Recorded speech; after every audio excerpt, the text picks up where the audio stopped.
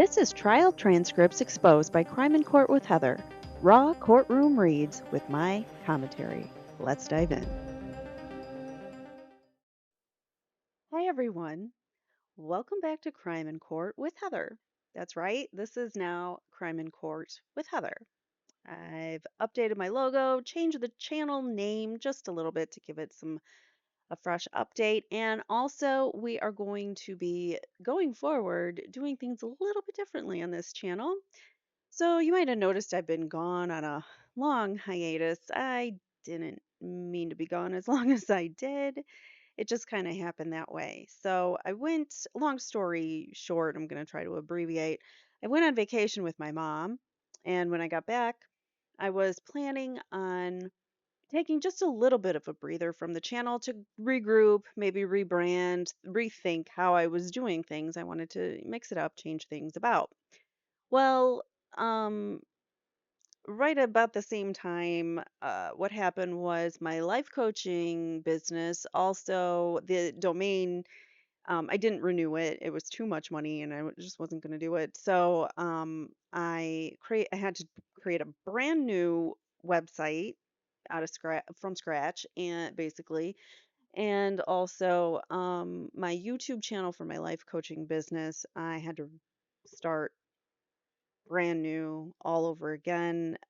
Basically, I got shadow banned from my first channel, not knowing that you can't repost your own videos. So I have daily affirmation videos and I was cycling them, over and over. And apparently that's a no-no on YouTube. So that will not be happening on the new channel.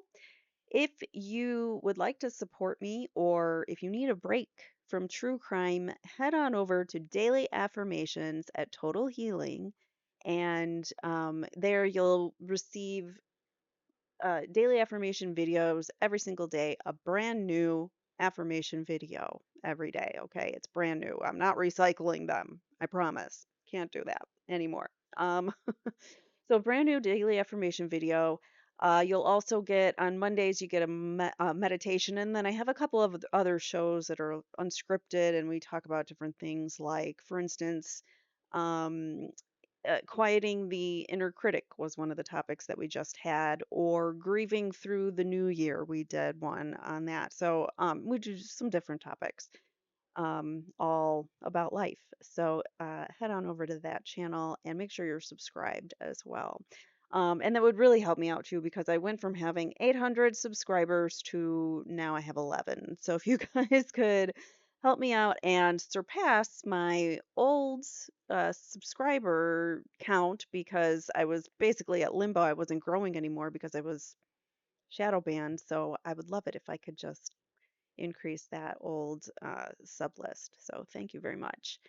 All right. So moving forward for this channel, because of my life coaching channel, it's going to take a little bit more out of me to be doing that with my rebrand there. So I'm going to be on this channel a little bit less, but that doesn't mean that's not a bad thing. I'm going to have a couple of weekly shows, at least 2 videos a week, I'm thinking. So on Sundays, like today, you're going to be receiving trial transcript. If I could speak today, you're going to be receiving trial transcripts exposed. That's this series. You're going to either be receiving Menendez Brothers transcript or Delphi transcript, because those of you who were following my channel know that I was in the middle of reading trial transcripts and I sincerely apologize for not getting back sooner. So there's that. So I apologize. But Sundays, that's dedicated to trial transcripts, either Menendez Brothers or Delphi. We will be alternating on the weekends, just to let you know. And then during the week, you're going to be receiving either an Innocence Loss, that's an old series that I'm bringing back where I highlight people who have been wrongly convicted and talk about their cases and the things that went wrong in the justice system.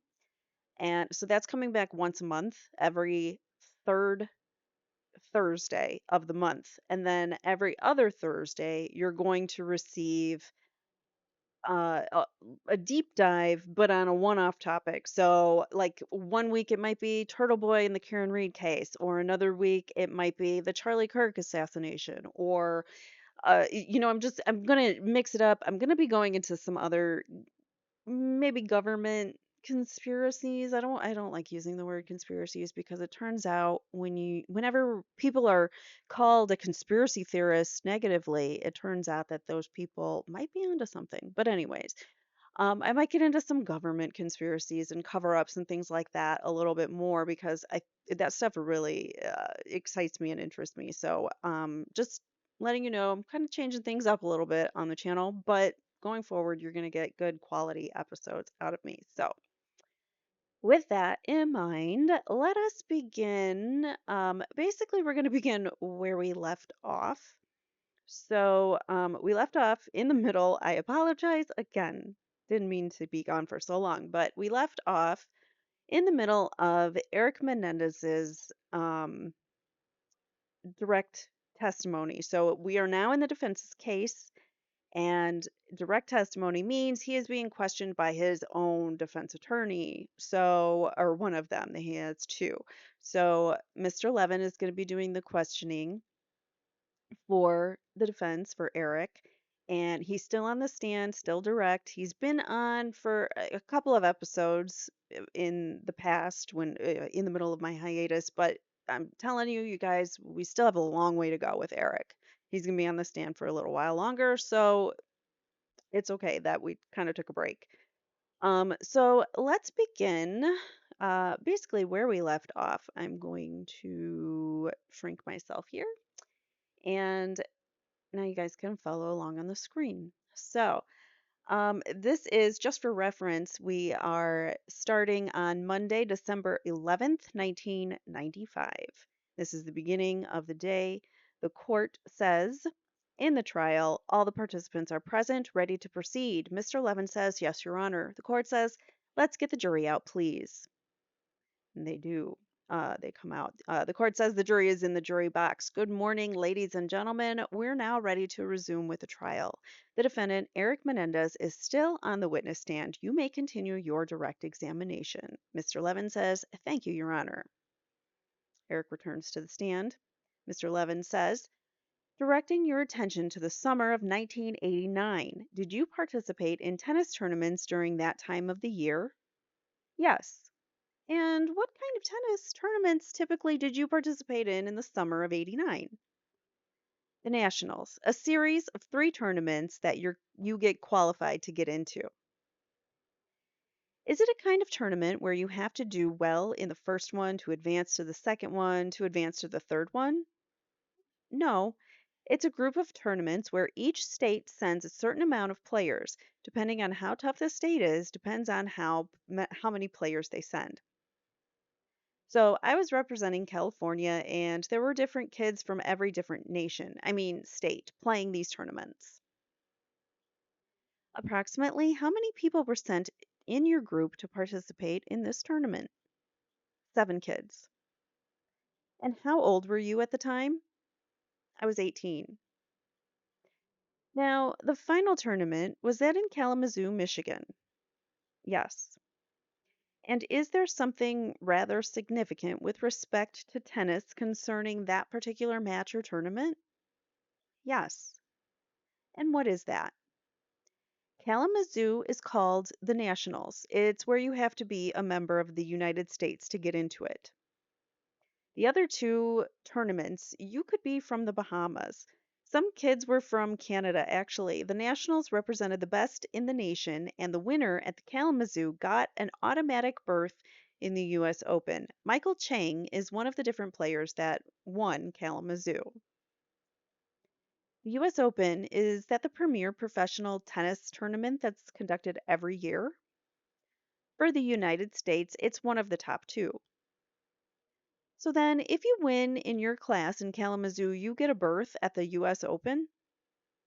Yes, at the US Open, there's pre-qualifiers and qualifiers. If you win, you get an automatic berth into the main draw of the US Open, which was pretty extraordinary. And when you represented California in participating in the summer of '89 tournaments, did you have some kind of national United States ranking? I suppose I did. I didn't know what it was at the time. I knew it was going to be somewhere in the top 100 of the country, but I didn't know between, I certainly wasn't in the top 20. Anywhere from 20 to 100. I didn't know where I was going to be. At the end of the year, the ranking came out of how it all folded out into who was ranked there, or into who was ranked where, sorry. Where were you ranked? I was ranked 44. 44th in the country in your age group? Yes. Now, before you went to Kalamazoo, where did you play that summer? I played up in Burlingame in Northern California, called the hard courts. The tournament was played on red hard courts, and I also played in Louisville, Kentucky. I believe was the name of the clay courts, which all the courts were on green clay. You said Burlingame. Is that the Burlingame or the same name that was used on that shotgun purchase from the shotgun purchase form by you in San Diego? Yes. Yes. So is that same address, I guess, or what he was using addressing the form with? Remember, he put the incorrect form on the form for the purchasing the rifles. Is that where you got the name, thinking back? From Northern California when I played, yes. Now, had you trained hard for these tournaments? Yes. And how well did you do before you got to Kalamazoo? I was doing better than I had hoped. I did fairly well in the hard courts, good enough to bring me to the top 50 in the country, and at the clay courts I placed in the top 8. And so that brought my ranking, I was thinking up into the 20s, maybe low 30s. I won like 8 matches at the clay courts. Was your mother and father present with you during these tournaments? Yes. And how long did the tournament last? The first one of the 3. How long of a period of time? Each tournament lasts a week. And during this week, both your mother and your father were with you? During the week of the hard courts, they were. During the week of the clay courts, they were in Kalamazoo. Sorry. During the week of the clay courts, they were, and in Kalamazoo, they were. And at some point in time, you met them in Kalamazoo? Yes. Did your father express to you at Kalamazoo any particular expectations that he had with respect to your performance during the Kalamazoo tournaments? Yes. And what was it that he stated to you, or what was it that he felt? He felt that after my performance at the clay courts, I beat some of the top kids in the nation, and he felt that I could and should win Kalamazoo, and he wanted me to get the berth into the U.S. Open. How did you feel that that was a reasonable achievement that you could attain given your level of performance to win the Kalamazoo tournament and go to the US Open? No, no, especially not being that it was at the end of the summer and I wasn't in as good a shape as some of the other kids, having played so many matches at the clay courts. And were there a lot of kids that had also qualified for Kalamazoo that you knew you just couldn't beat? Yes, some of the kids were definitely better than me. Did you feel that your father had somewhat of an unreasonable expectation for you? Well, I mean, I had never won a national tournament before or gotten to the quarterfinals. I had never gotten to the third round of a national tournament, so I didn't think I'd be able to win it. But I knew he wanted me to win it. Did you believe Mr. Mendez? God, I can't. My tongue just doesn't want to work. Sorry. Did you believe Mr. Menendez that it was important for your father or to your father that you win in Kalamazoo? He told me that he wanted me to win. And was your father aware, in your opinion, of the level of performance that you had achieved as a tennis player? Did he know how good you were? He knew how good I was. And did he participate in training you throughout your lifetime during tennis? Yes. Did he actively participate, notwithstanding the fact that you had coaches? Yes. How did your father typically involve himself in your tennis training? Objection, irrelevant, says Mr. Khan. The court sustained that.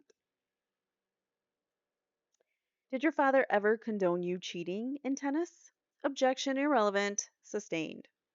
Mr. Levin says, can someone cheat in tennis? Objection, irrelevant, sustained. Did you ever cheat in tennis? Objection, irrelevant. The court says, it is irrelevant. Let's move on to something else. But if his father was teaching him and trying to, teach him against the will of his own coaches that it's okay to cheat, I think that's kind of relevant. It goes to Jose's character, honestly. Um, did your father have a method of communicating with you by hand signals? Yes. Objection irrelevant. Sustained. The answer stricken. It's vague as to what you're referring to. Mr. Levin says, throughout your lifetime, with respect to the way in which your father communicated to you in general, did he have or did it occur to you that there were certain hand signals that he would use that you understood to mean certain things? Objection, irrelevant, sustained. How well did you do in Kalamazoo? I lost in the second round. And is that considered poor performance or average performance or good performance for you? It got me to the round of 64 players, and it was below where I have ranked going into the tournament and moved back my ranking some after the tournament. By your standards, even in Kalamazoo, you performed poorly? Yes, I performed poorly. Was your father present when you lost the Kalamazoo tournament? Well, there's a back draw as well. You lose in the main draw, and then you get flipped to the back draw. And if you win the back draw, where everyone filters down into, except for the top four players that eventually make it to the semifinals, if you win the back draw, you can place fifth in the tournament. I lost in the second round of the main draw and the first round of the back draw. Did your father have any reaction with respect to your performance at Kalamazoo? He got extremely angry, more angry than I had ever seen him over a tennis match. Had you seen him angry at you before during a tennis match? Certainly. Were there any certain things that would anger him? Objection, irrelevant, sustained. Did your father say anything to you with respect to your performance at Kalamazoo? Yes. And what did he say to you? He told me that all of my training and all of my matches that I had played as a junior came down to this one tournament and that I had failed and I had lost it and my tennis was meaningless now. We were driving away from the tennis courts and he was yelling at the top of his lungs and his veins were bulging in his neck and he eventually just got speechless and he couldn't speak anymore. How did you interpret this reaction from your father? I don't know. What do you mean?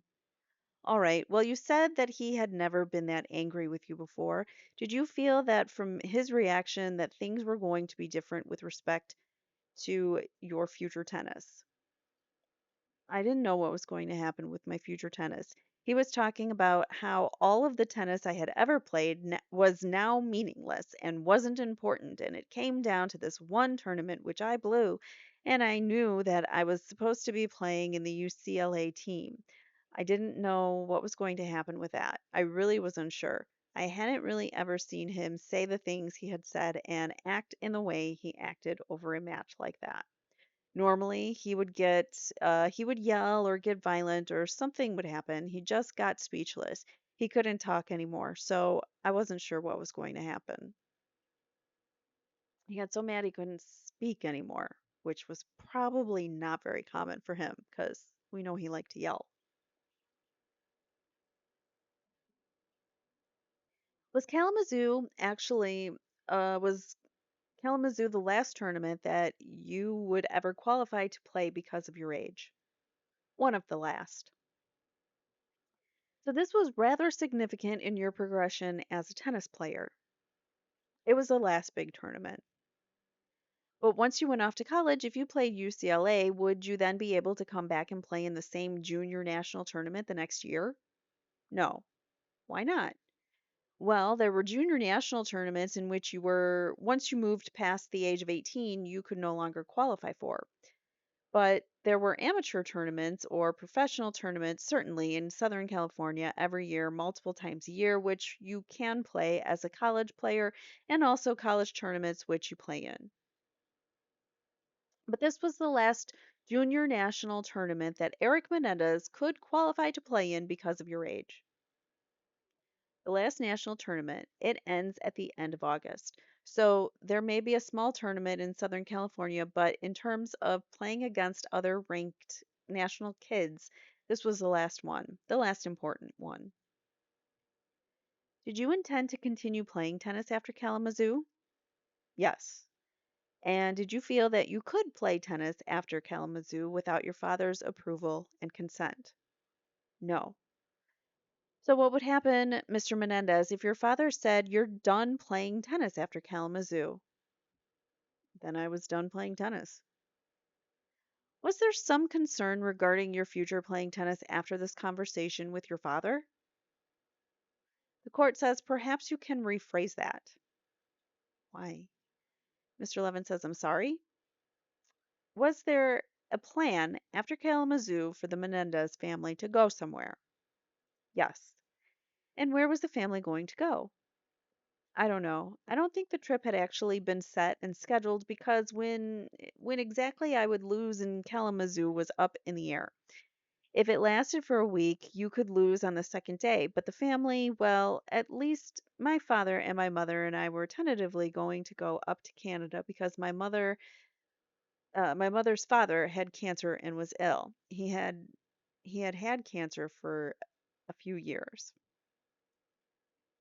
So this trip that would occur directly following whatever occurred in Michigan. Yeah, we were already up in Michigan and it was just a hop over the border to get to Canada. So we were going to go directly from tournament after I lost. Had that trip been pre-planned? In as much as I could in as much as it could be pre-planned without actually making the plans, I guess so. And you intended to go to Canada following Kalamazoo? Yes. Did your mother? Yes. Did you go to Canada following Kalamazoo? No. And why not? Because my father said that I wasn't going to be spending time in Canada, that I was going to be going directly back to Los Angeles with him. He was too angry, upset, and didn't want to go over to Canada and basically what he considered do nothing for 4 or 5 days or a week in the mountain cabins, and that he was going back directly back to LA and I was going back with him. Did your mother want to go to Canada? Yes, still had the option to go. And who gave her that option? My father. Did she go? No. I take it you returned to California directly from Michigan. There may have been a layover in Chicago at my Uncle Brian's. But then you came back to California? Yes. Now, did you, upon your return to California, have a conversation with your father concerning your future? Yes. Do you remember approximately when that was? When that occurred following your return? Within a few days. Did it occur at a location? Yes. Where?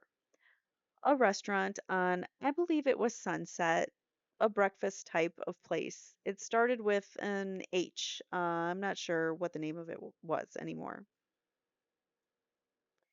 And was the breakfast with your father pre-planned at some point in time? Probably. If I was having breakfast with him, it was pre-planned at some point, but I don't remember when it was. How many days or whether it was planned the night before. I don't remember. Did you know when you went to breakfast with your father that you were going to have a discussion? No. Did anyone else go along with you and your father? No. What did your father tell you during that breakfast discussion? He told me about what he wanted me to do in UCLA and essentially how my life was going to unfold after UCLA. What did he tell you about your college plans at UCLA? He told me that he was unsure whether he wanted me to play tennis on the team at UCLA and that he wasn't sure of whether or not I was going to try out because he wanted me to concentrate on my grades at UCLA. He told me that he wanted me to major in economics or business, something that wasn't liberal arts, which is what I wanted to take. And he told me that he wanted me to concentrate more on my grades so I might not be playing tennis. And he talked to me about UCLA Business Law School program. It's a combined program that they have after UCLA, and that he wanted me to go to that school as a graduate school. And then about some of the plans about moving to Florida after that and living on a compound. On a compound. I know he wanted to go move to Florida and become a senator, but, or at least, start a political career to become senator or something. So, but I didn't know they wanted to live on a compound. Anyways, he says, I believe it was then he talked about that living on a compound in Florida. Hmm. Was economics and business something that you wanted to do in college? No, I didn't. What did you want to do in college? I wanted to take history, philosophy, theater, more of the liberal arts courses that I enjoy. Did you tell your father that you preferred to take the courses that you just started? No. Why not? I just knew that it wasn't going to happen. My father was a businessman and he was a CPA, and he was going to have me take economics and math courses and business focus oriented courses in college.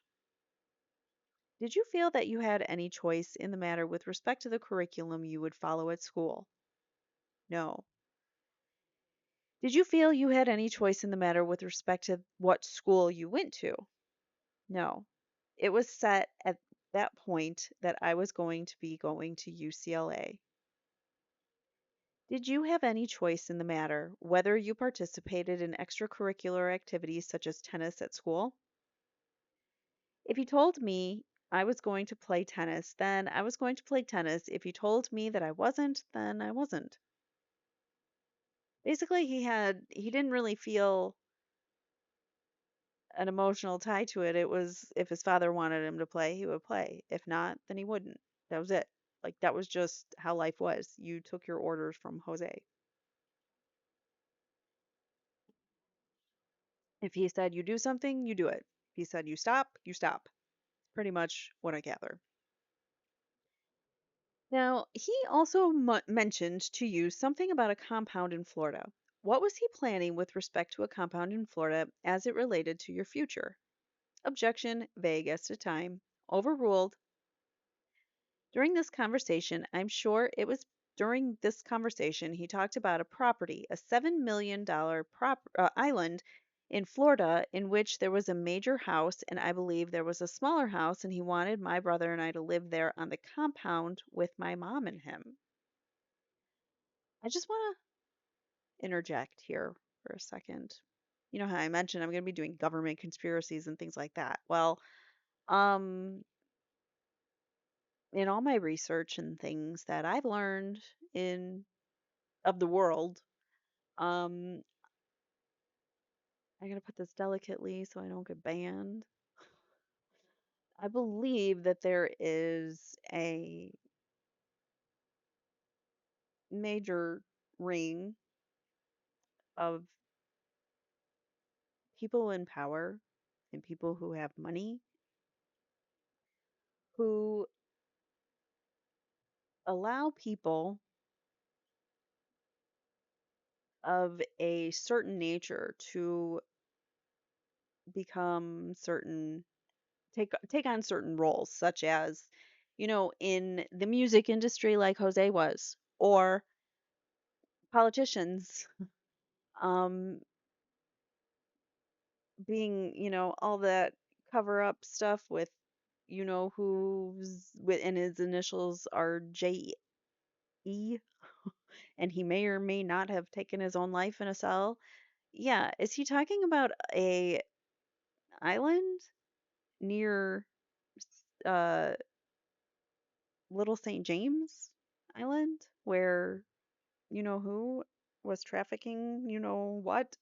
I don't think that's going to help with the code, the algorithm, but anyways, you know what I'm talking about. So, were they living in a compound? Is there a compound down there by that island? That famous little island that we know of? Speaking of which, there's supposedly an even worse island uh near there, owned by supposedly, and this is I allegedly, um what was his name? I'm blanking on his name right now. Maybe it'll come to me. Anyways, he's a rich elite guy and whatever. Branson? Something Branson. Was that rich guy, Branson? I can't think of his first name right now. It's escaping me, but Richard Branson, allegedly, has an island that is doing things just like whose island and maybe worse stuff. I don't know. And maybe this is what this compound thing in Florida Jose was talking about here. I don't know. I'm just trying to connect common things that I'm seeing in our law enforcement and politicians and industries. Anyways, sorry for that little side note. If you want more information on that, I'm sure I'll be doing some episodes on that in the future, but I have to use my language carefully. But, anyways, let's move on. So, Eric Menendez continues saying he talked about, well, I knew there was a potential of him going into politics and running for the Senate in Florida. And I knew that I had already known previously that he intended to go into business with Lyle. And he talked about going into a separate business with me, sort of as a teacher partnership in Florida. Teacher partnership. Mr. Levin says, did you understand that your father had a life plan for you? Yes. Planned your life, essentially? Yes. What was your reaction, Mr. Menendez, with respect to the conversation that you just related to the jury that you had with your father? In some ways, disappointment. In some ways, simply expectation. I expected it. In some ways, relief. What way was it a relief? Well, the UCLA team was the number one team that one or two in the nation. It was one of the top colleges in the NCAA, and so it was a very difficult team to get on. Several kids that had been in the top 20 of the nation were trying to get on that team, and I was going to probably have to beat some of them out. And so there was a lot of pressure to get on the team, and I wasn't sure that I was going to be able to be good enough to get on the team. And UCLA didn't have a junior varsity team. You either make the varsity or you don't. And my father absolutely expected that I was going to try out for them, for the team, that I was going to make it. So I was a little concerned about whether or not I was going to be able to make it on the team and then stay on the team, win enough matches that you're not benched. And so, in some ways, it was a relief because tennis was a lot of work. I imagine when your father constantly berates you on your skills of tennis, constantly berates you on what you're doing wrong, constantly tells you, what to do and how to do it, it's a lot of pressure, especially when he doesn't take losing very easily. Do you recall approximately when it was that an application bearing the name of Erik Menendez had been sent to UCLA? In the fall, with all my other applications. Who filled out your college applications? My mother. And how many applications did your mother fill out, to your knowledge? 13, 14, 15? In some cases, did these applications require an essay to be accompanied along with the application? I think it was most of the applications, I think there was a specific essay that you have to write. For the UC schools, all you have to do is write one, and you can check off the boxes of where you want it to play. For Emory or Brown, many of the schools back east, Bryce, you have to fill out individual applications. And what kinds of things did the school want you to put in the essays typically? I think it was background stuff. I'm not really sure. Why you wanted to go to the school, things like that? Yes, I think so. It's hard to remember so long ago, and I didn't write a lot of them. I think one of them I wrote about my grandfather. It was a collaboration. I no longer remember, but I believe it was background or what your goals were, what type of person you were. Did your mother write many of these essays? Almost all of them. Was this unusual with respect to your mother writing essays for you or schoolwork or homework? No. Throughout your life, had your mother done your homework? A lot of it. Was this at your request? It was more she wanted me to get A's and to keep my grades up in class. I was struggling, so out of class, she would privately work with me and tutor me and train me different subjects, and doing my homework was part of that. Well, we know that she was abusive in her training because she would smack him and yell at him, tell him, when he would not get the answers right, she would yell at him and, freak out on him and all that. So, wasn't really the best mentoring, tutoring type situation there. You had mentioned before that getting away to school was important to you at this time, correct? It was the most important thing in my life.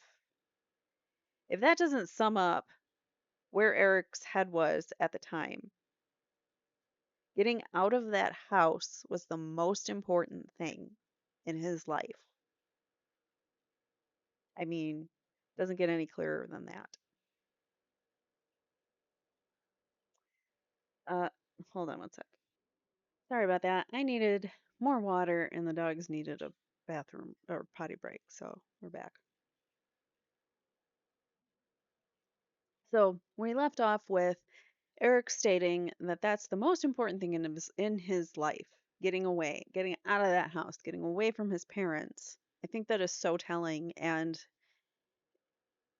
it says a whole lot of his mindset, and thinking that that was the most important thing in the world right then and there was to get out of there. The next question from Mr. Levin. And as a continuation of the conversation that you had with your father at this restaurant, was there another conversation that occurred? I don't know if I'd call it a continuation. It happened a day or two later. I think the conversation with my father took place on a Thursday or a Friday, and then I had another conversation with my father on Sunday, I think.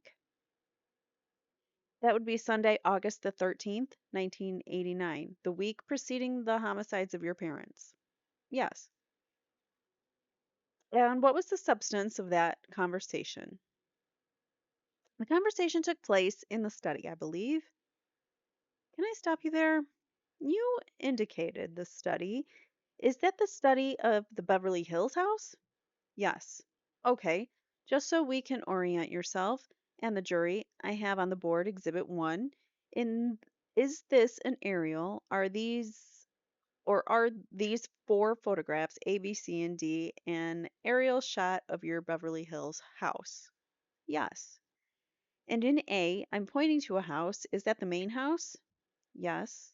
And the tennis court behind it, is that the tennis court that belongs to the house? Yes. Your tennis court? Yes. And this house on the corner of A, is that a guest house? Yes. And is that the guest house that Lyle Menendez, when he resided at Beverly Hills, stayed in? Yes.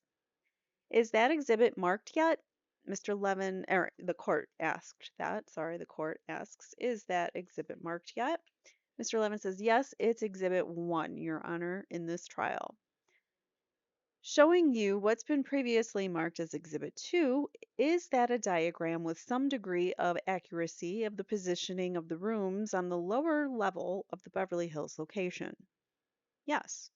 I'd like to direct your attention to Exhibit number 5. Is that a representation to some degree of accuracy of the first floor of the Menendez home? Yes. And when you say study, which room are you referring to?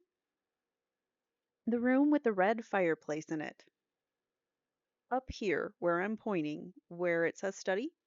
Yeah, that's what it says. Okay, was there any significance to going into the study with your father for you? It generally almost always is where we had important conversations. When you say we, who are you referring to? Either my father had with my brother or with myself. It's generally where they took place. Now, was there a study in the previous home that you lived in back east before you moved to California? In Pennington, you mean? Yes. Yes, there was a study. And had you ever been taken to the study in Pennington to discuss things with your father? Yes. Had you ever seen your brother Lyle taken into the study with your father to discuss things? Either the study or generally he was taken into the basement to discuss things. Now, on this particular occasion, your father had previously discussed your life plan and now he discusses with you what's going to happen with respect to UCLA in the upcoming semester. In the conversation that took place in the study? In the study. Yes. What is it that he says to you? He's talking to me about the different specific courses that he wants me to take. He was sitting on the opposite side of a wooden chest that we had in the study, and he had all the paper of my schooling out in front of him that he had clearly been working on, and he was explaining to me which courses I was going to take, which electives I was going to take, and explained to me what everything was, how it worked, and which ones I was going to take for my major. Were you sitting next to him and he was showing you written materials, or were you? I was sitting across from him. And were the materials he had facing him? Were the materials he had facing him? Yes.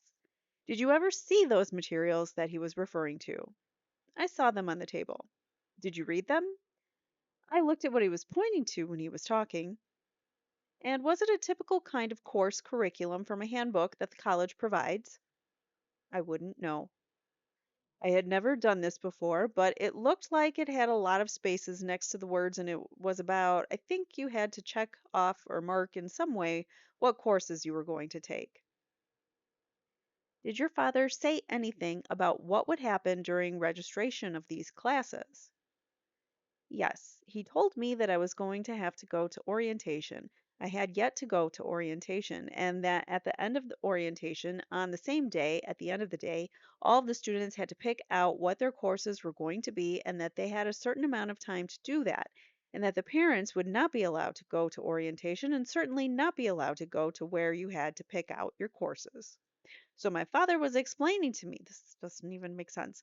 So my father was explaining to me which of the alternate courses, if certain courses, if I was unable to take, if there were too many students in them, which courses he wanted me to take, depending on which course was full or not full.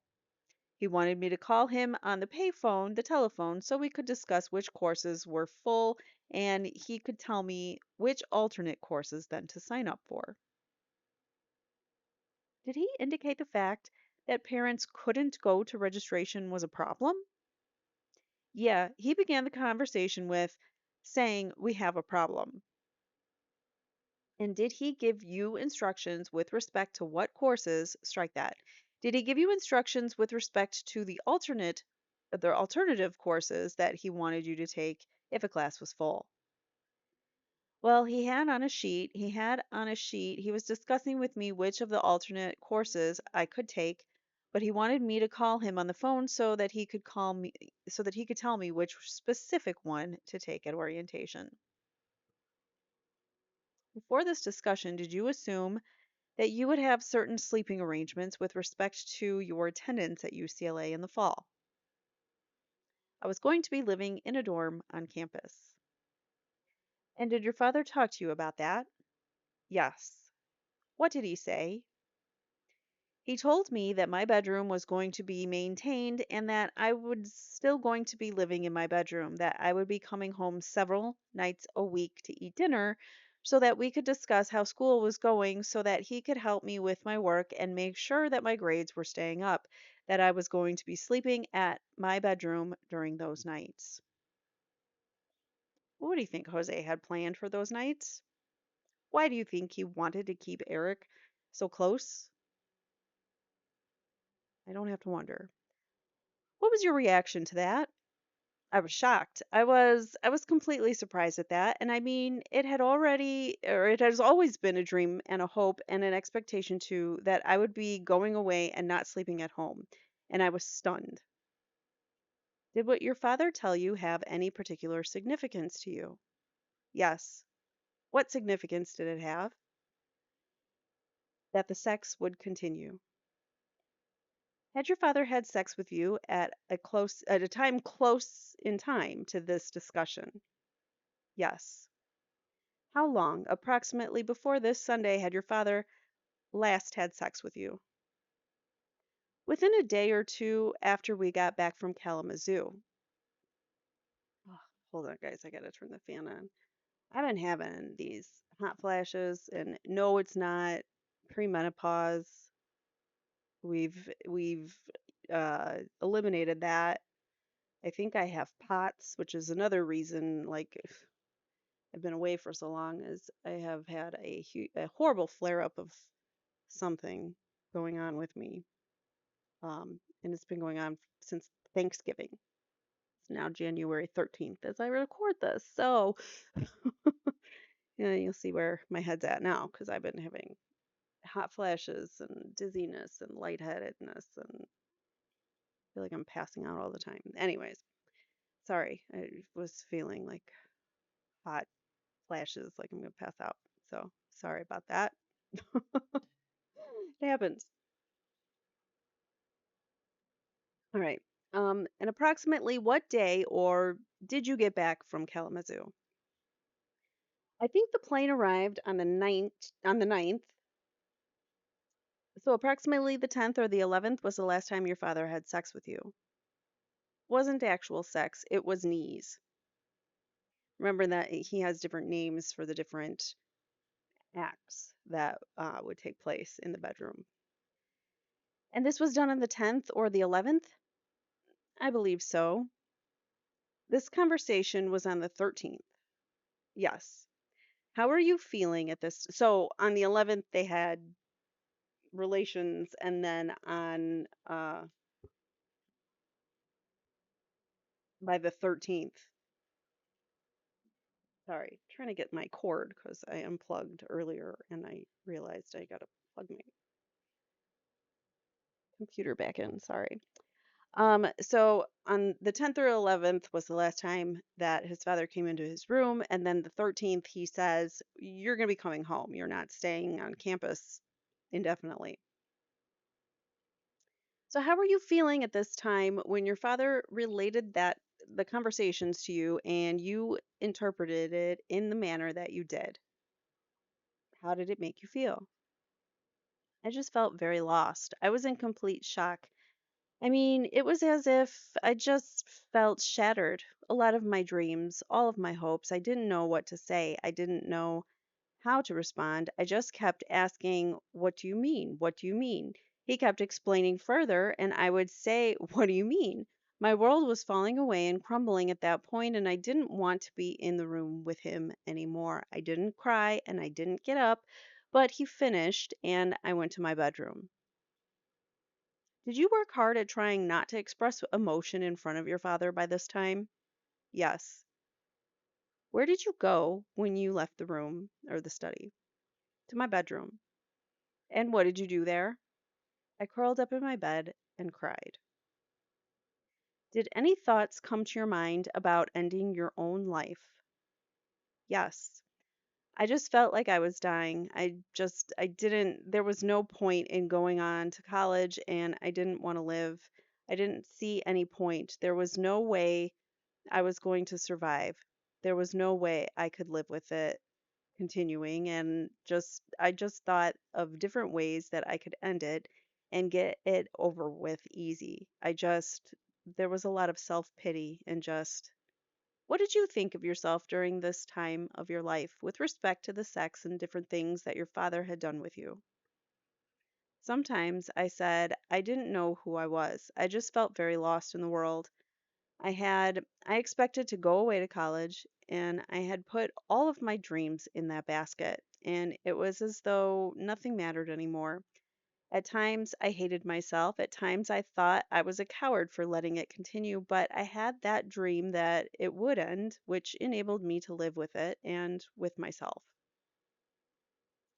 While up in your room, did you decide to do anything, go anywhere? For a long time, I just cried and thought of different ways running my car off of a cliff, different ways to just end it. I didn't want to be in this house. I didn't want to live. And so I just said, I'm leaving the house.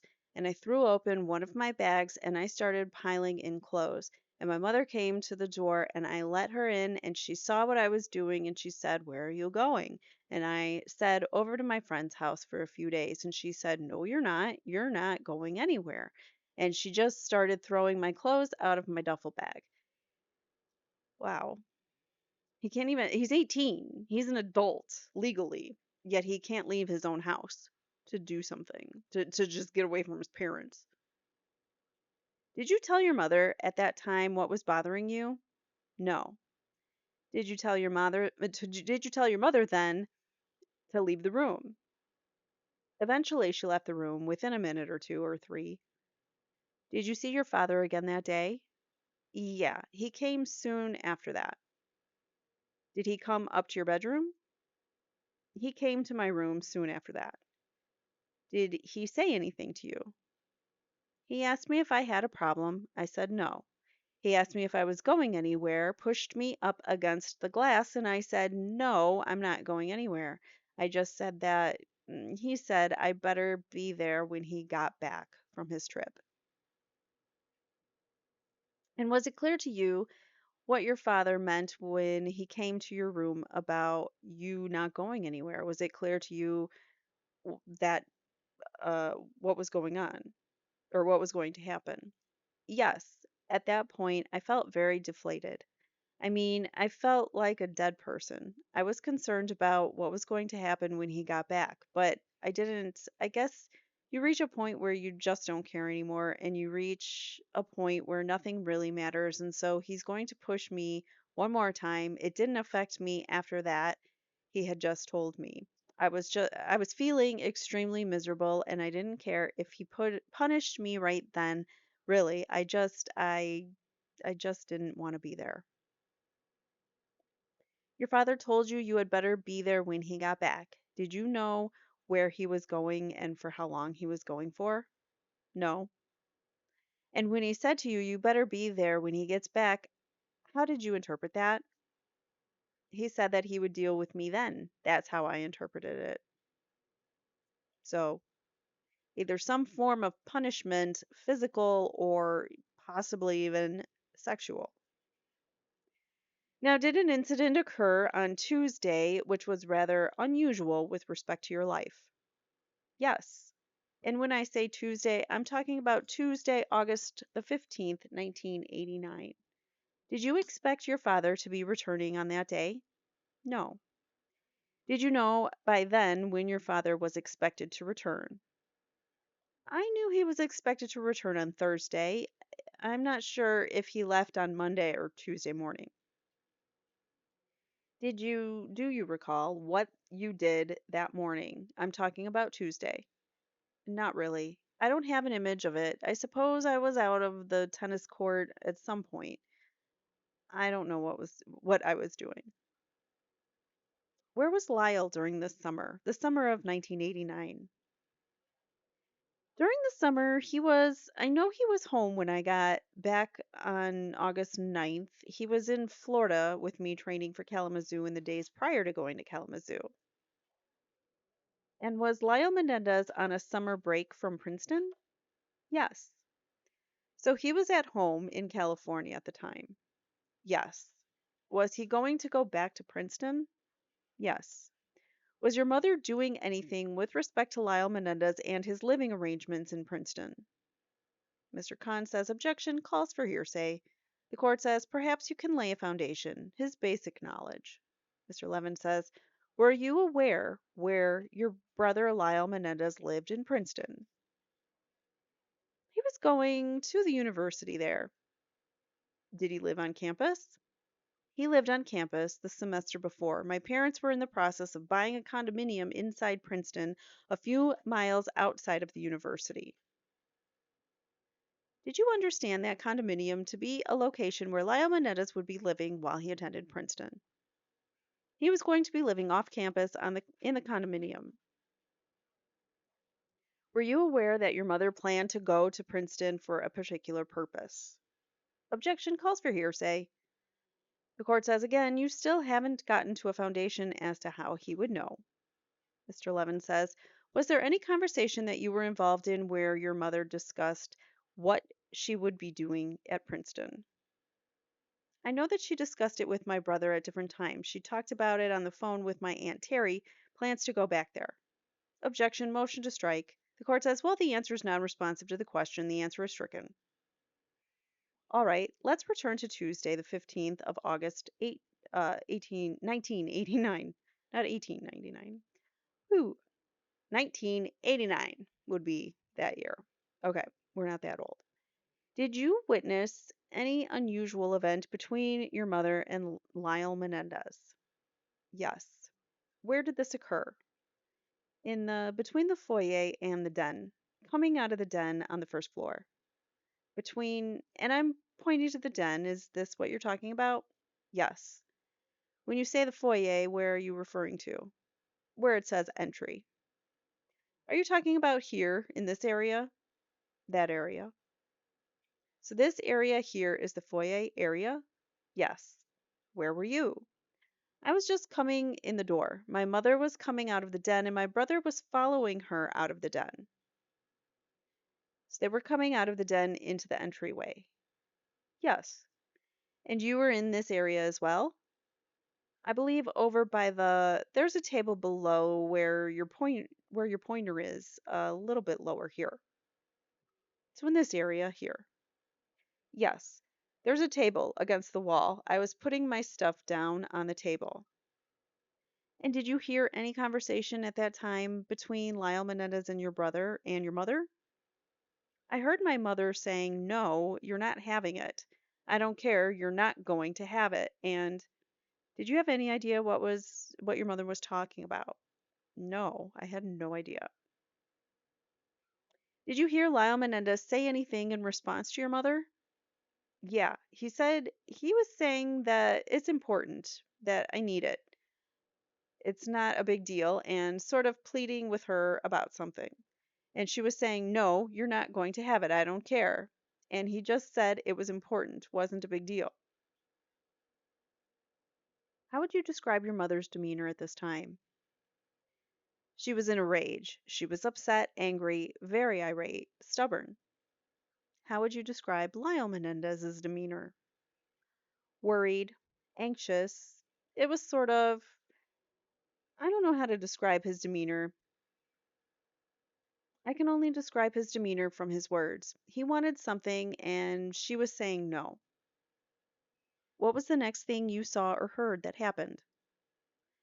She reached up and tore off his hairpiece, and said, see, you look fine without it, and threw it at him. Did you know that Lyle Menendez wore a hairpiece when you saw your mother do that? No. What was your reaction? I was in shock. I thought that at first that she ripped off his hair. I didn't know what had just happened. I just saw scalp and I was completely stunned. I was taken back and didn't say anything. My mother ran up the stairs. My brother was beginning to cry, went out the living room to the guest room, and just sat there in the foyer for a few seconds, not knowing what in the world just happened. Was your brother bald? No, no. I knew he had something done to his hair. I didn't know what. I didn't know what you could have done to your hair. I had heard snippets of conversations about it, but I hadn't ever seen that it was really thinning. Now, what did you do? Strike that. What was Lyle Menendez's reaction to his mother ripping off his hairpiece and throwing it at him? I don't remember him saying anything. I remember tears welling in his eyes. I remember him looking down instead of looking at me, and I remember him going out of the living room to the foyer without saying anything. Did you see where Lyle Menendez went? I had assumed he went to his guest house. Did you go to his guest house? Shortly after, I went to the guest house, yes. Why did you go to the guest house?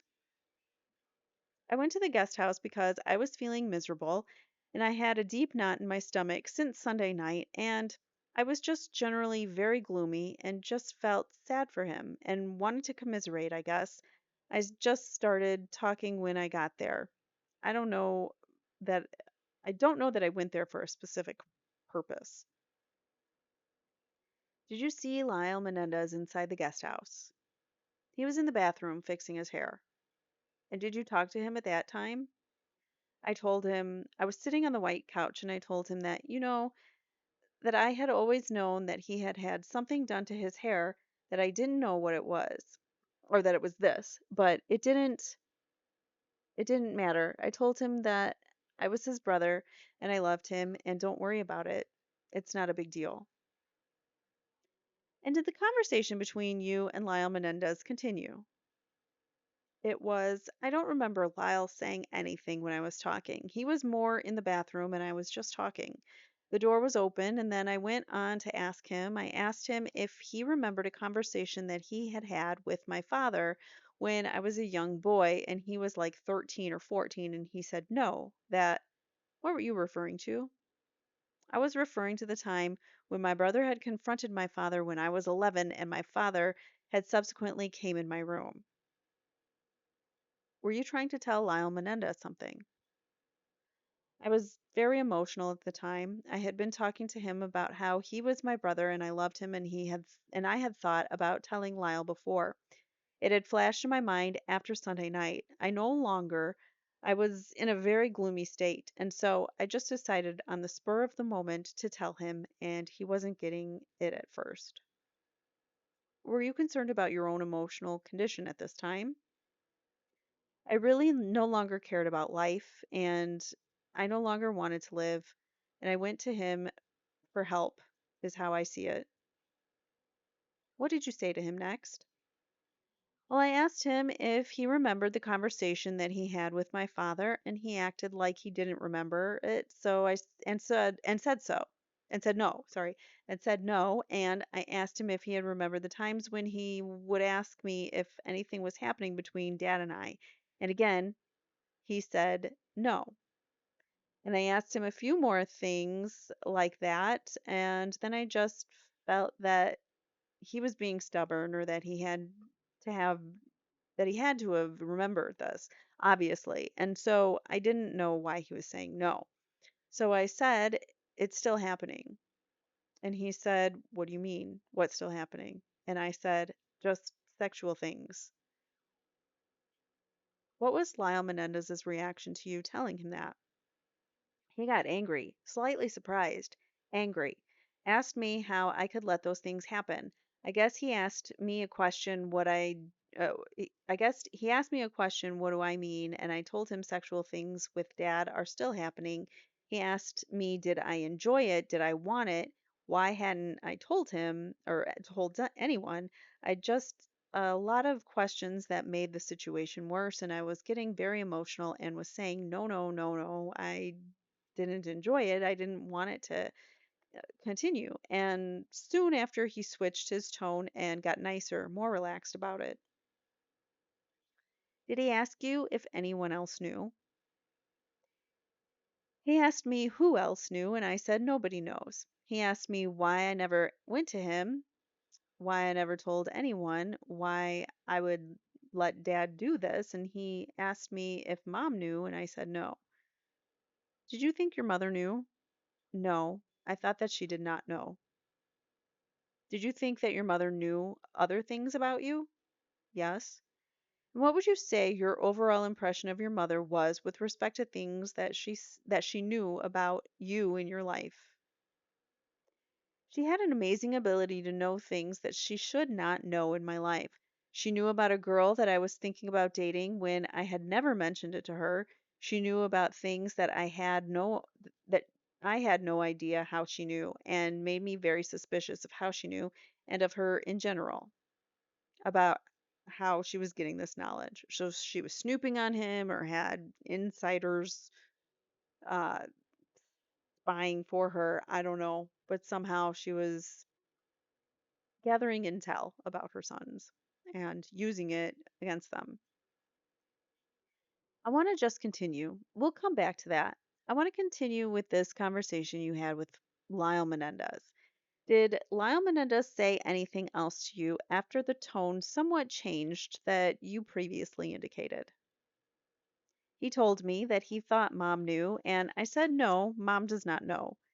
We didn't get into an argument, but he was firm and I was firm. And he told me, I said, I think I told him that I thought it was still going to happen. He's going away to college, and he said it's never going to happen again. He started walking back and forth along the rug, saying, Dad's never going to touch me again. He's going to talk to Dad.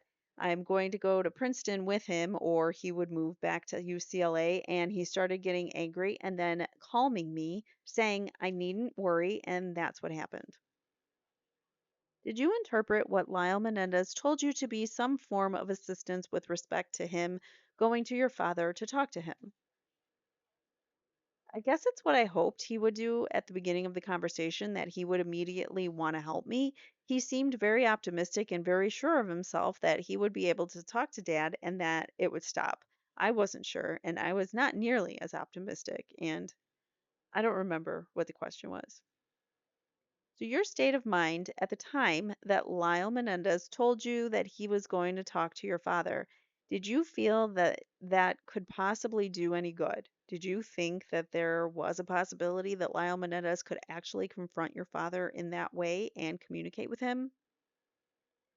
Yes, I felt that. I was hoping that it was an issue that he felt strongly enough to risk his relationship with Dad over and help me. I thought that it could do the only good thing, or sorry, I thought that it could do the only good that was acceptable that I could live with, which is that it would stop.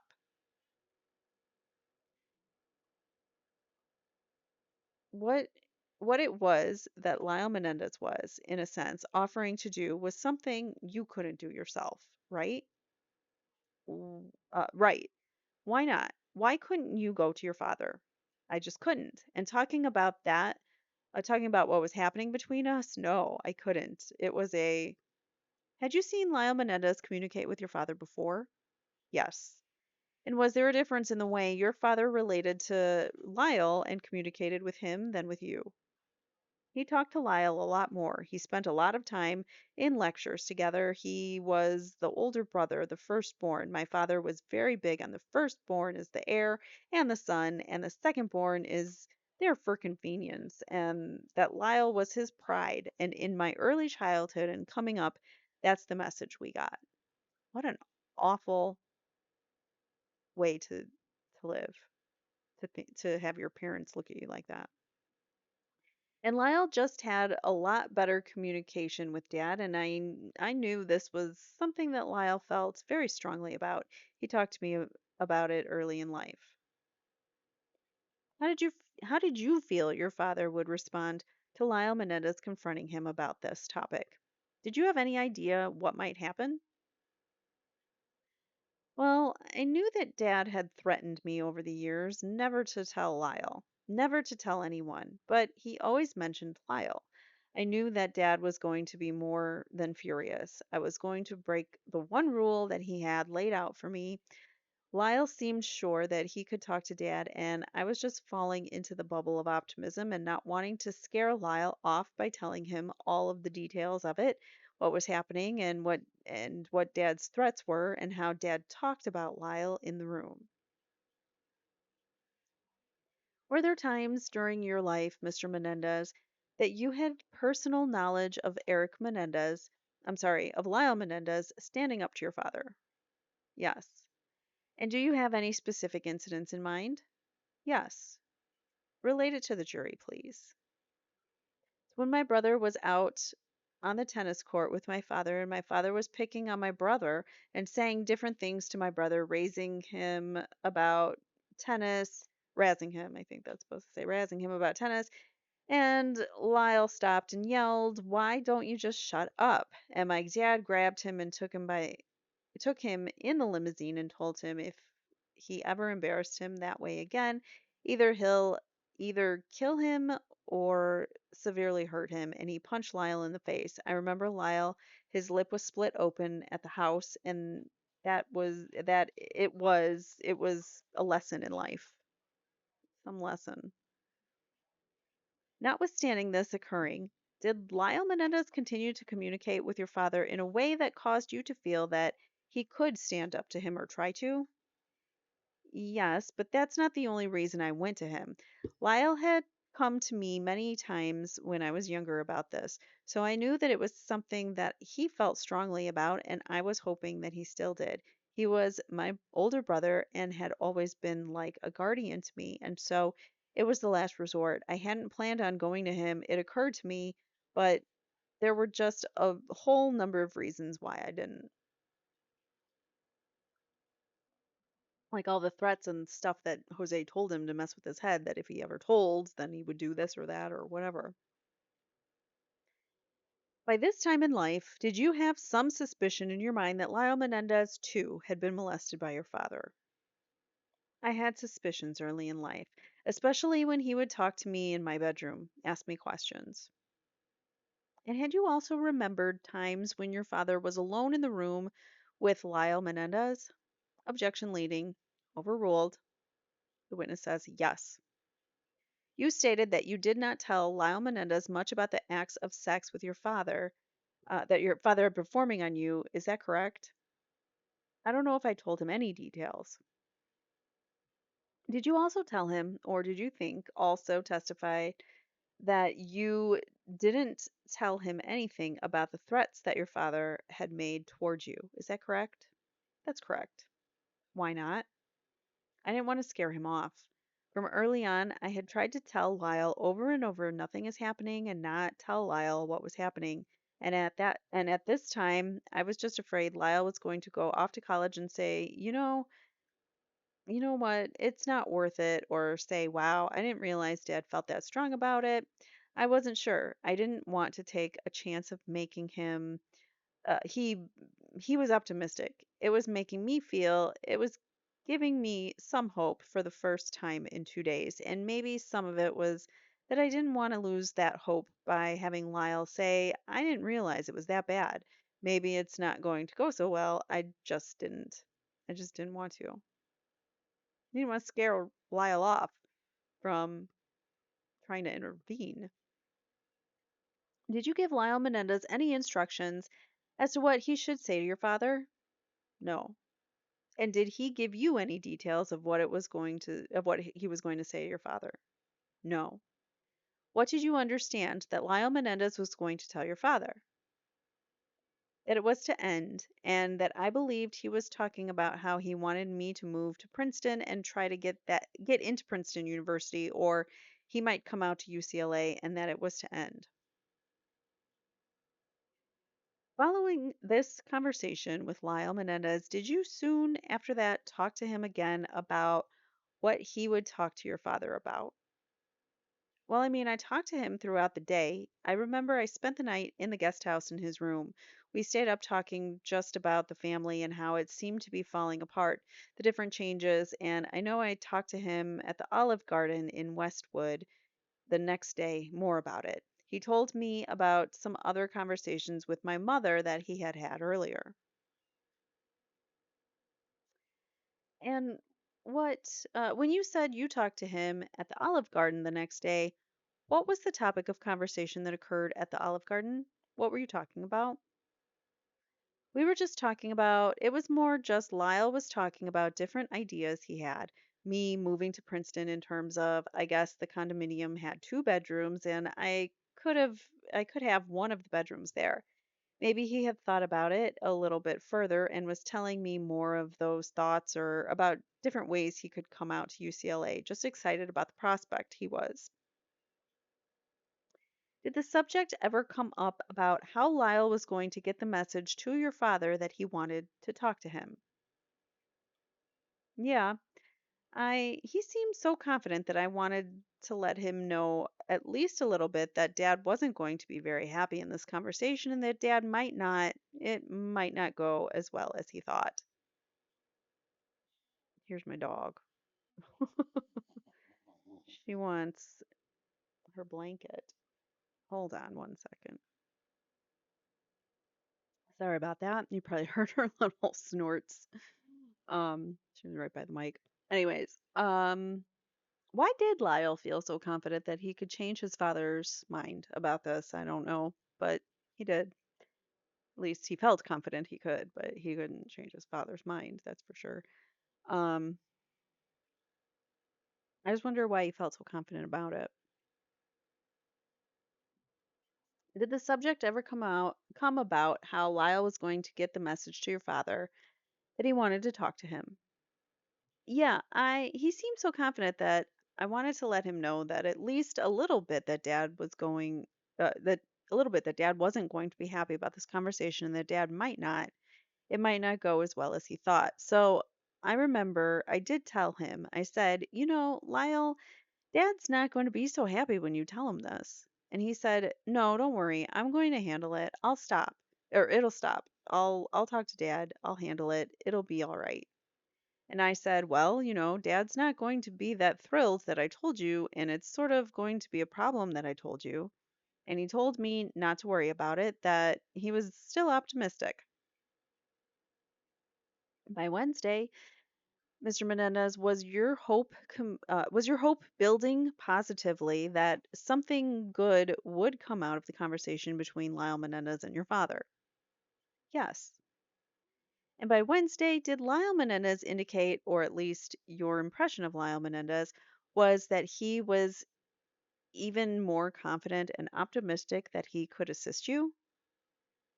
I knew that he was definitely planning on assisting me.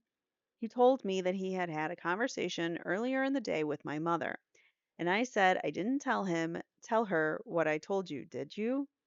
And I said you didn't tell her what I told you, did you? And he said no. He just told her that he wanted to talk to dad when dad got home, something to do with me. And he seemed adamant that it was going to work and that it was going to happen and it was going to go through and that made me a little scared, a little nervous. Mr. Levin says, Your Honor, what time would the court take the what time would the court like to break? The court says, Is this a good time for you? Mr. Levin says, Yes. Court says, okay, we'll take a recess and we'll resume at maybe at 11 o'clock. Don't discuss the matter with anyone. Don't form any final opinions about it. We'll resume at 11 o'clock. I'm going to keep on going though, because you're only getting these twice a month now. So, well, Menendez Brothers, you're only getting twice a month, and you're getting Delphi twice a month. So, for that reason, I'm going to make these episodes a little bit longer. So they take their break. The court is back. Court says, without the jury in the courtroom, is there something you wanted to discuss? So no jury right now. Ms. Nahara for the state says, yes, Your Honor. Early this morning, we went through all of the exhibits that counsel stated he might be using sometime today, and there was one that we had an objection to. We just wanted to put that on the record sometime today so that in case it comes up, we can litigate it before it is used. The court says, all right, what is that? Ms. Nehra says, it is an essay called I'll Change Your Verdict. What is that?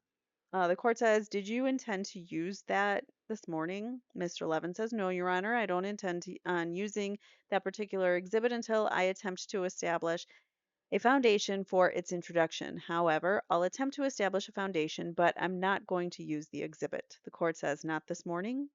Mr. Levin says, I'm not going to use the exhibit this morning, but I am going to attempt to establish the foundation for its introduction. This morning? Yes. Okay, and did you propose to do that with the jury present or without the jury present? Mr. Levin says, with the jury present. The court says, what would be the relevance of the foundation if it's not admitted? Mr. Levin says, Your Honor, this document, the court says, I want to find out why we would need the jury for this foundation. Mr. Levin says, because it relates to conversations that took place between, I'm offering it for substantive evidence for the introduction of this document, not a foundation precisely to its introduction. The court says, you think this evidence would come in regardless? Yes. Okay, let's get the jury out. Jury comes out, and the following proceedings were held. The court says, the jury is in the courtroom. You may continue your direct examination.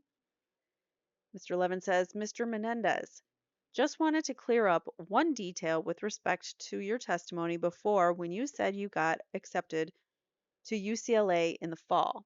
What were you referring to? Did I say I was accepted or I applied? I'm sorry, when you applied to UCLA, when did you apply? I applied in the fall of 1988. So March or April of 1989. I think it was, oh wait. So I applied in the fall of 1988. And when were you accepted? Sorry, I skipped that. March or April of 1989. I think it was around March or April 1989. Just to back up just a moment, when Lyle Menendez had asked you when you were younger if things were still happening to you, did you understand what he was referring to? Well, he made it a little bit more specific than that. How specific did he make it? He asked me if things were happening, anything was happening between Dad and I in the bedroom. Was this before or after the incident at 11 years old where your father beat you up for what he believed to be the circumstance of you telling your brother? That was in the following year, over the course of the year. Why did you not tell Lyle Menendez that things, in fact, were still happening to you? Well, I had previously gotten beat up for what my dad thought was telling Lyle when I actually hadn't, and I didn't want to tell Lyle. So he got beat up for telling Lyle when he actually didn't tell Lyle. And there was a conversation that Lyle had with me in my bedroom that made me even more certain that I wasn't going to tell Lyle. When did that conversation take place? In the fall of my 11th, early 12th year. What was that conversation concerning? Same issue. And did Lyle Menendez show you anything? Well, not at first. And did he eventually show you something? Yes, it was a conversation and he showed me a paper that he had written. Did you read that paper? Yes. Did you understand what it was? Only by him talking to me first. What was the paper about? Objection irrelevant. Sustained. What did Lyle Menendez say to you? Objection calls for hearsay. Sustained. Did the substance of that conversation cause you to believe even further that Lyle Menendez knew that you were being molested by your father? Objection leading. Overruled. Erik says, it made me think that Lyle Menendez knew and that Lyle might go to serious measures to stop Dad from doing it if I told him. And was that one of the reasons why you didn't tell him at that time? It was the primary reason why it was one of the reasons why I never told him thereafter. I want to move forward now. Oh, on Wednesday, when your mother, sorry, August the 16th, when Lyle Menendez told you that he already talked to your mother, did that have any significance to you? Yes. And what significance did it have? It made me it I wasn't sure what he had told my mother. I thought my mother would eventually tell my dad, and so I it just put the wheels in motion. I got just made me scared that actually Lyle was going to have the conversation with dad. It made things more real. Did you begin to have certain fears at that time? Fears that something bad might come out of the conversation with dad and Lyle. Did you at that time tell Lyle any more specifics with respect to threats your father had made to you? No. Now, on Thursday, August the 17th, just 3 days before the death of your parents, were you expecting your father to come home on that day? Yes. And was that the day that you expected Lyle Menendez to talk to your father? Yes. Does that day, because of its significance to you, stand out in your mind at this time? Do you have good recollection of the details of what occurred on that day? Not all of them, no. Was the day important to you because of what you knew might happen later in the day? Of course. And during the course of the day, were you constantly thinking of what was going to happen between Lyle and your father? I was thinking that ever since my conversation on Tuesday. Do you remember what you did, the first thing that you did on Thursday? I'm not sure what time I woke up. I believe I had a tennis lesson with my coach, Mark, on Thursday. Mark Heffernan? Yes. And do you recall when it was you expected your father to come home? At some point, I knew he was coming home in the late afternoon, like around 6.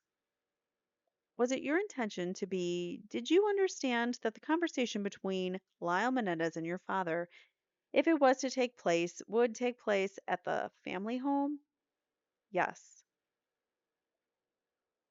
Is that the way it usually worked with respect to conversations and discussions with your father? Yes. Were they rather formal in nature in all cases, either at the dinner table or in the study? And you understood that your father was already aware that Lyle Menendez wanted to talk to him. Apparently, my mom had been calling him on Wednesday night. Objection calls for hearsay. Sustained, the answer is stricken. It's also non responsive. Did your mother and father communicate often when your father was out of town? Yes. How often would you say your parents would communicate when your father was out of town? My father would generally call into the house to know the specifics of what was happening in my brother or my day. Was that a custom, a practice in the Menendez household when Jose Menendez was out on business that he would call home to find out these things on a daily basis? Yes. That occurred throughout your lifetime? Yes. Because of that, did you assume or believe that your father knew that there would be a conversation with Lyle Menendez before your father got home? It was actually because I just assumed that my mother would be calling my dad about it. Now, do you remember what you did that day specifically after you played tennis with Mark Heffernan? I know that I was in and out of the house all day, just trying to eat up time for the conversation between the conversation my brother was going to have with my dad in the morning. I believe I went into Beverly Hills or into Westwood. I ate something. I was just in and out of the house. Did you call back to your house? Later in the late afternoon, but I don't remember doing so earlier. Did you have your own telephone line in the home in Beverly Hills? Yes. And was that a separate number designated for you? Yes. Did Lyle Menendez have his own telephone in the guest house? Yes. And I take it the family then had separate numbers, telephones positioned periodically or positioned places throughout the house. Your family had their own numbers as well, telephone numbers. My family, meaning your mother and your father. My parents? Yes. Now, were all the telephone lines on a system of some sort where someone could tell who was on whatever line was being used? There were black conference phones that had all three numbers, and when one was being used, there was a red light that would be on when you could call into the house. Let's say on my number, it would ring on all of the conference boxes throughout the house, even though it was designated for my room, my line, my brother's line, and the main line, all connected at different points in the house at different boxes. So essentially, your house had a telephone instrument which contained all three lines coming into the same instrument. Yes. And your line happened to be designated by one or the other numbers. Your number was on that line, your number was on that telephone that had all the lines on it. Yes. And so was Lyle Menendez. Yes. Now, when Lyle Menendez's phone would ring, would it ring throughout the house as well as in the guest house? Yes. And when your line would ring, would it ring throughout the house and the guest house as well? I don't know if it rang in the guest house. When your parents' phone line would it ring on all phones throughout the house? Throughout the. No, no, I'm sorry. I don't mean to be stating that it rang on every single line.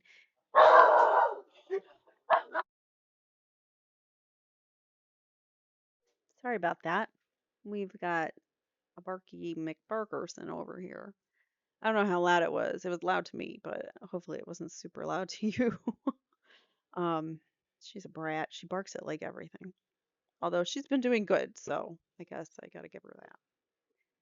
All right, so throughout the. No, no, I'm sorry. I don't mean to be stating that it rang on every single line. There were many phones. I think there was a phone in every room, and I had a phone in my room, but if someone called in on my parents' line, it wouldn't ring in my room. But there were certain black boxes. There was one in the kitchen, one in my parents' bedroom, there was one in the service room, there was one in the den that where all the lines where you could pick up on any line from that phone. And then there were other phones that were only connected to one line. Did you have your own phone in your room? Yes. If you were talking on your own phone in your own room, would someone outside your room pick up that line? Yes. And would that be on any other phone that was located in the house? No. Where would that be?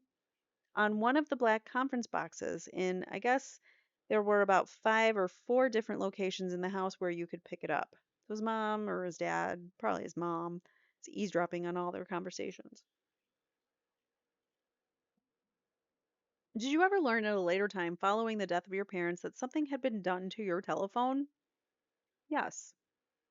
What did you learn had been done? That a tape recording had been put onto my phone. Wow. Objection calls for speculation, no foundation. Sustained, the answer is stricken. Mr. Levin says, did you at any time find tape recordings of conversations that you had had? On my line? Yes. Erik says yes. And when did you find those tape recordings? I think it was the day after my parents died. Did you listen to those recordings? Some of them. And did they contain conversations where you recognized your voice? Conversations of myself on the telephone. Talking to whom? My friends, my brother. Where did you, my relatives, where did you find the tapes? In my mother's bathroom. Did you play those tapes to anyone? At some point, I played some of the tapes. I don't believe I actually played some of the tapes, but one of my friends heard one of the tapes. And who's that? Danny Roberts. Where's Danny Roberts today? Is he around? I have no idea where he is. All right. Did the discovery of strike that? We'll come back to that. I want to continue that with Thursday. If you called your brother's telephone line, would that as well ring on the main line?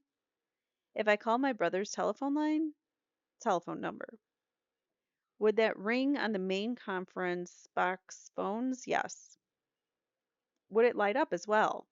I think so, yes. Were you concerned about that on Thursday if you called home?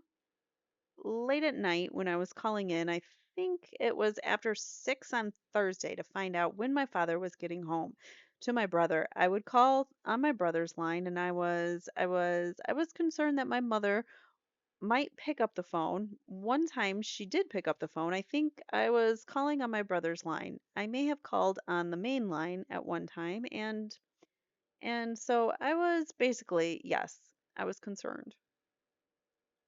Were you in and out most of the Thursday? Yes. When did you learn at some point in time that your father was going to be late coming home? My brother told me. And when did your brother tell you?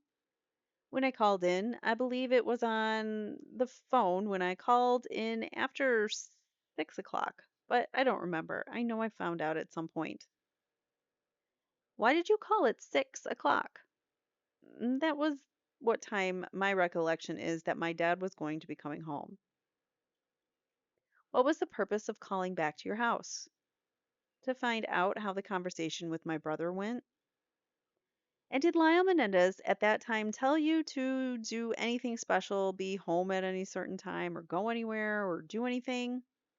No, I don't remember him telling me to do anything. I had told him earlier that I didn't want to be at home when he had the conversation with Dad. Did you at some point in time return to the Beverly Hills house on Thursday, August 17th, 1989? Yes. About what time was it that you got back home? Close to midnight. And when you came home, did you know at that time, close to midnight, whether or not Lyle Menendez had, in fact, talked to your father?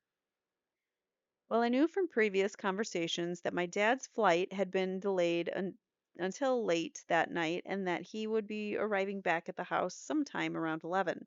And so I came home close to midnight. When you came home, could you tell whether or not your father had been home or was home before you? Did you expect your father to be home when you got home at midnight? I expected him to be home. I guess I never thought about it. I don't know. I just assumed that he would be home.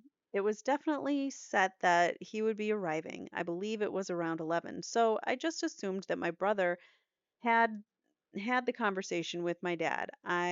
There were no indications that I knew of that he actually arrived home. No. What was your state of mind when you did get home finally at midnight? That my brother had had a conversation with my dad.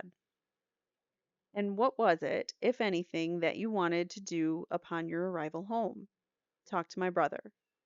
So what did you do when you first got home? I went around the side of the house and looked up at the guest house. I saw that his lights were off. I had seen that his study lights were on, but that no one was in the room, and my brother's guest house lights were off, so I thought he might be inside the house or in the bedroom or may have left me a message on my phone or a note. All right, indicating on Exhibit 1 the overhead of your house. When you said you went around the side of the house, which side of the house is that? Is that over here or on the south side? Yes, exactly. And when you said you went up the side by the tennis court? Yes. And when you looked, what did you see with respect to the condition of the guest house? Did it look like someone was home or no one was home?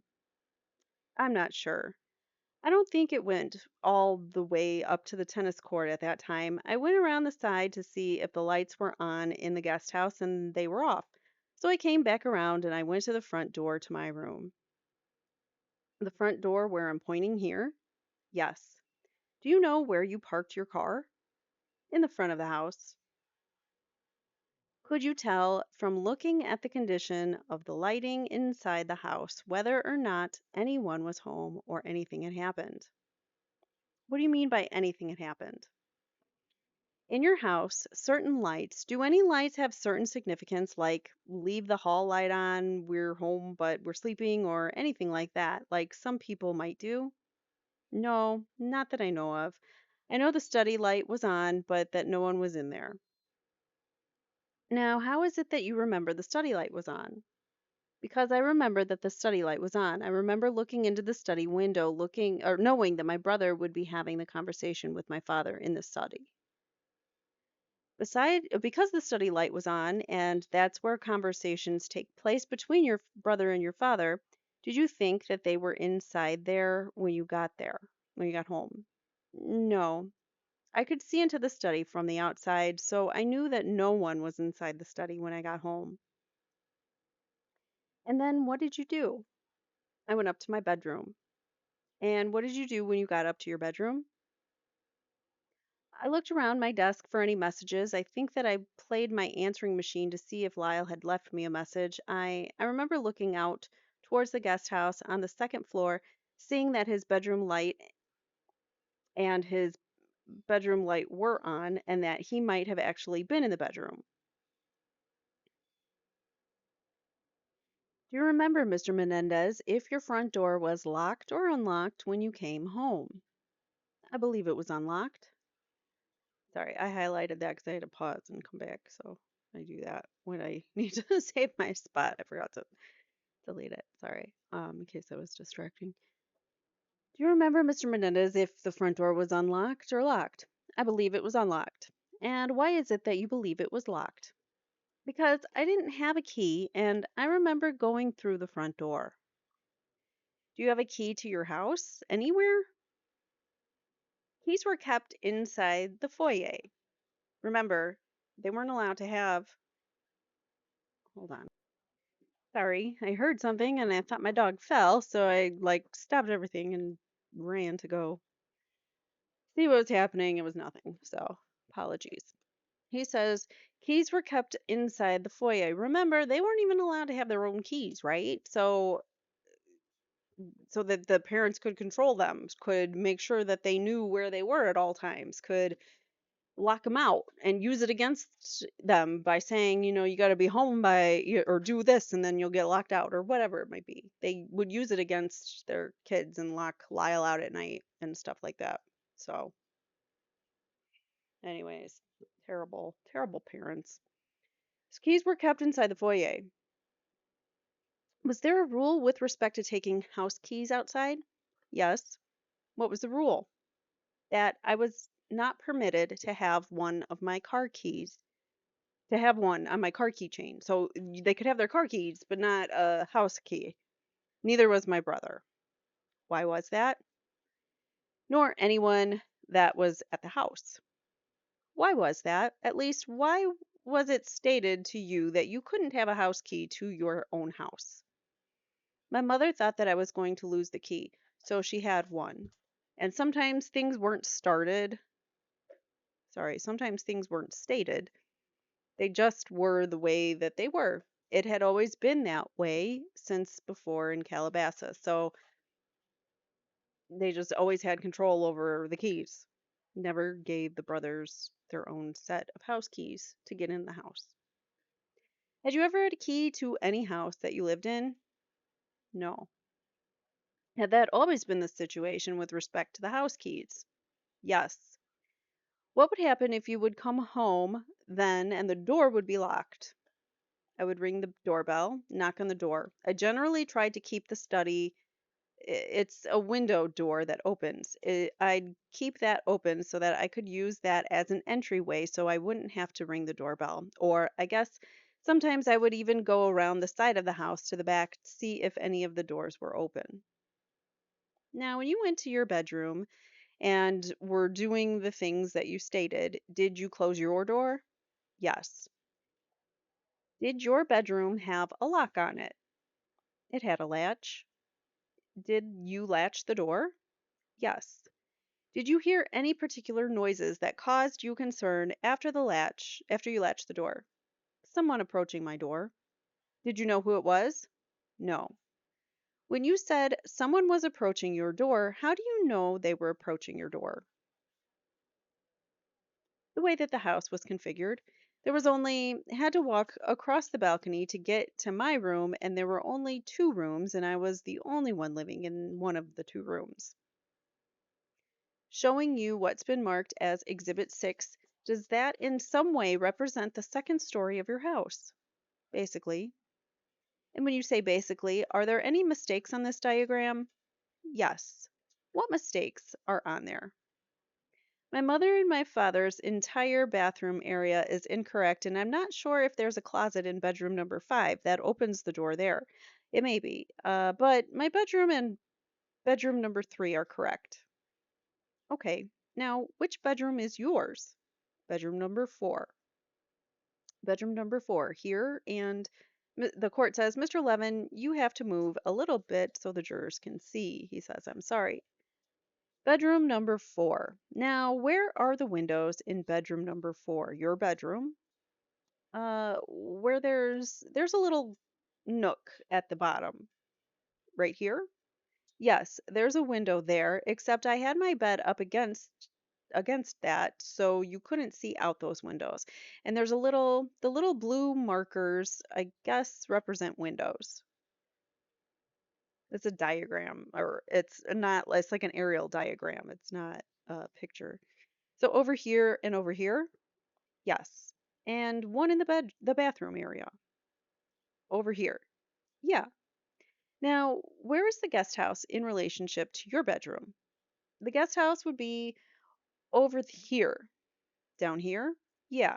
When you said you looked out your window towards the guest house, did you look out through one of these windows? That one right there in the middle. This one. Yes. Now, when you heard footsteps coming to your door, is this your door right here? Yes. And that's the dotted line is a railing of the balcony. These dotted lines here? Yes. And of course, this is the master bedroom. Yes. You were alone in your bedroom. Yes. Did you hear any noise at your door? I heard my father pounding on my door telling me to open the door. What was he saying? Open the goddamn door. When you first heard your father at the door pounding on the door, what did you think? I just froze up. Did you open the door? I didn't open the door. I went and unlatched the lock and moved to the back of my bedroom. When you said you moved to the back of your bedroom, where in your bedroom did you move? There's an area beside my bed on the side of my desk in the back corner where I moved. And does that particular area have any significance to you? Other than it's the most protected area of my bedroom, no. And is that why you moved there, because it was the most protected area of your bedroom? Yes, it was just instinctual. I just moved back there in the corner. Is that directly after you unlatched the door? Yes. Did your father enter? He was trying the handle, and so he tried the handle again, and the door swung open and my father raced in. When he raced in, Mr. Menendez, what if anything did he do?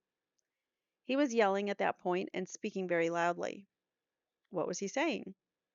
He was saying, I warned you never to tell Lyle. I told you never to tell Lyle. It's all your fault. Now Lyle's going to tell everyone, and I'm going to let that happen. I'm not going to let that happen. I'm sorry.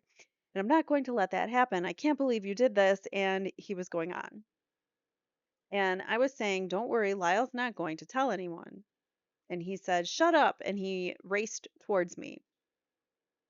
What was your understanding from the way that your dad was communicating to you that your father felt?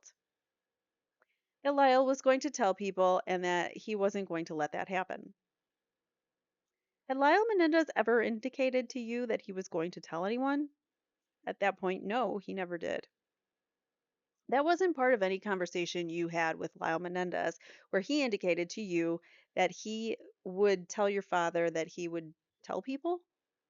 No, he didn't. He didn't tell me what he was going to tell my father. He told me that he would handle it, that he would take care of it, and he didn't into the details of his thinking for the conversation. Did you try to explain or tell your father anything after he expressed his reaction to Lyle Menendez? I just told my dad that Lyle wasn't going to tell anyone, and he said, shut up, and he came towards me. What did he do when he came towards you? Well, I tried to get over my desk, and he took me off and he threw me on the bed. And he was coming over the bed, and I was trying to get him off, and we struggled for a moment. He lost his balance, I guess, and I ran out the door. Did he issue or say, communicate any threats to you at that time? No. Did you feel you knew what your father was thinking? Yes. What did you feel your father was thinking? That I had Lyle. Now Lyle was going to tell everyone and he was going to stop that from happening. What was the next thing that you did after your father left your room? I ran across the balcony and down the stairs and into the den. On the first floor? Yes. Where were you going? To the guest house. Why? Because I thought that Lyle was over back there. It was over there in the back. Sorry, it was over there in the back. And when you got downstairs, you said you ran into the den. Yes. Why did you go into the den? Generally, one of the ways we went outside. I know I heard the television on. I'm not sure anymore. I just ran in there. Did you see anyone in the den? My mother was in the den. And what was your demeanor at the time you entered the den? I was crying. Did your mother say anything to you? Yes. What did she say? What's the matter with you? Did you respond? I said nothing, nothing. You wouldn't understand. And she said, Oh, I understand. I understand a lot more than you think. I stopped or hesitated and said, What do you understand? What do you know? And she says, Oh, I know. I've always known. What do you think? I'm stupid? And I just stopped. I stopped right there where I was. Was your mother in any particular condition at that time? Yes. And what condition was she in? She was either medicated or drunk in some fashion. What was it that you believed your mother had just communicated to you? That she knew what was happening between my father and I. And did that cause you to react in any particular way? A whole flood of emotions swarmed through me. I couldn't even sort them out, and I didn't even know how I was thinking. And the only thing I said was, I hate you, and I was thinking too many things, feeling too many emotions. Why'd you tell your mother that you hated her? Because I just felt, I don't know the words to describe it. I felt betrayed in a sense. I felt like I had always thought that she was on my side on, at least in my mind on this, and that I was helping her by not telling her and protecting her by not telling her. And now she was saying she knew in my life, or at least she knew what was going on, and I just felt this sense of anguish and rage and shock, hate. What did you do next? I ran out the door. Where did you go? My mother began chasing me. She grabbed at me as I was going around the couch, began chasing me besides the pool, and past the tennis court into the guest house. Which door did you exit? The French doors. The French doors meaning are these the French doors here? Right, there, I guess where the black lines are. So the French doors that are part of the crime scene. So in that den area, that's how they would leave and how he would get out to Lyle's guest room. So those are the French doors that the jury has seen pictures of before behind the couch. Right. You went out those doors.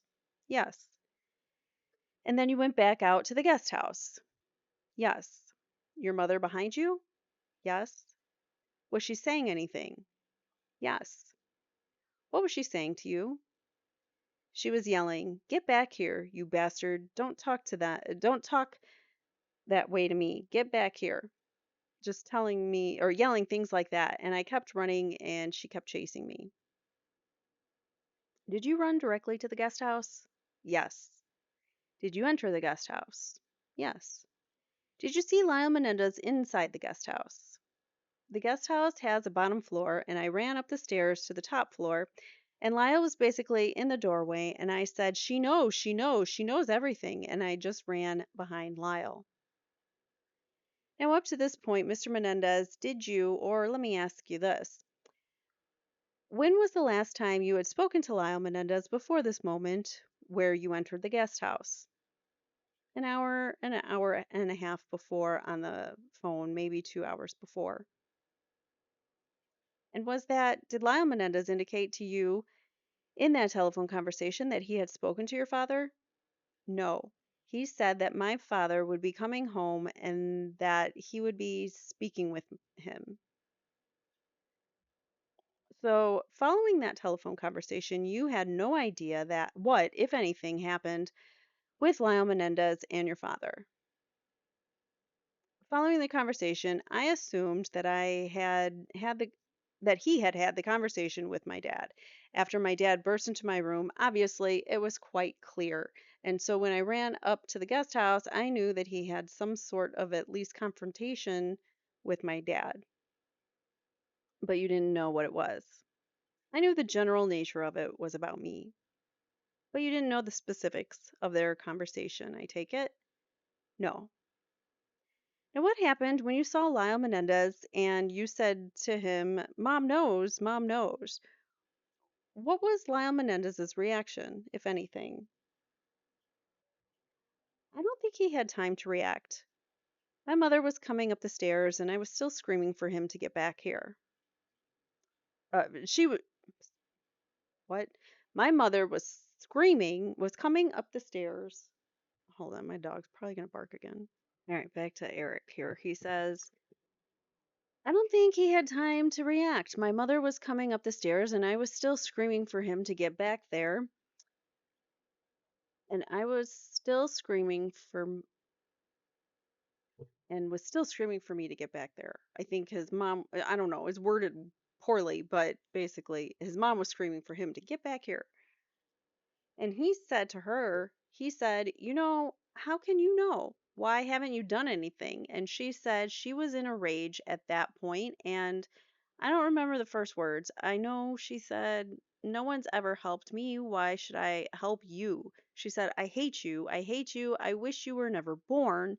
You were the cause of all my miseries. And she went into the same types of things that she could say generally when she was like that. And she left soon after that. Wow. I mean, I have no words. What kind of a mother does that? Why did you run behind Lyle Menendez? Just generally what I did in my life. For what purpose? He was stronger than I was, maybe braver than I was. Just from the time I was a little boy, when we would ask our parents something or when we would be in trouble about something, I would stand behind my brother and my brother would stand in front of me in case anyone started. He got hit or something, and it's just the position I naturally took. While you were behind Lyle Menendez, was he confronting your mother? Yes. Where was your father? I don't know. What did your mother say, if anything, after Lyle Menendez communicated to her the information you just told the jury? What'd your mother say, if anything? Which, was there any more of that particular conversation between your mother and Lyle Menendez? She left. Right after she finished screaming, she ran out of the house guest room, or ran out of the guest house, leaving you and Lyle Menendez alone in the guest house? Yes. And what do you remember the next thing happening? Me turning to Lyle and saying, what happened in your conversation with Dad?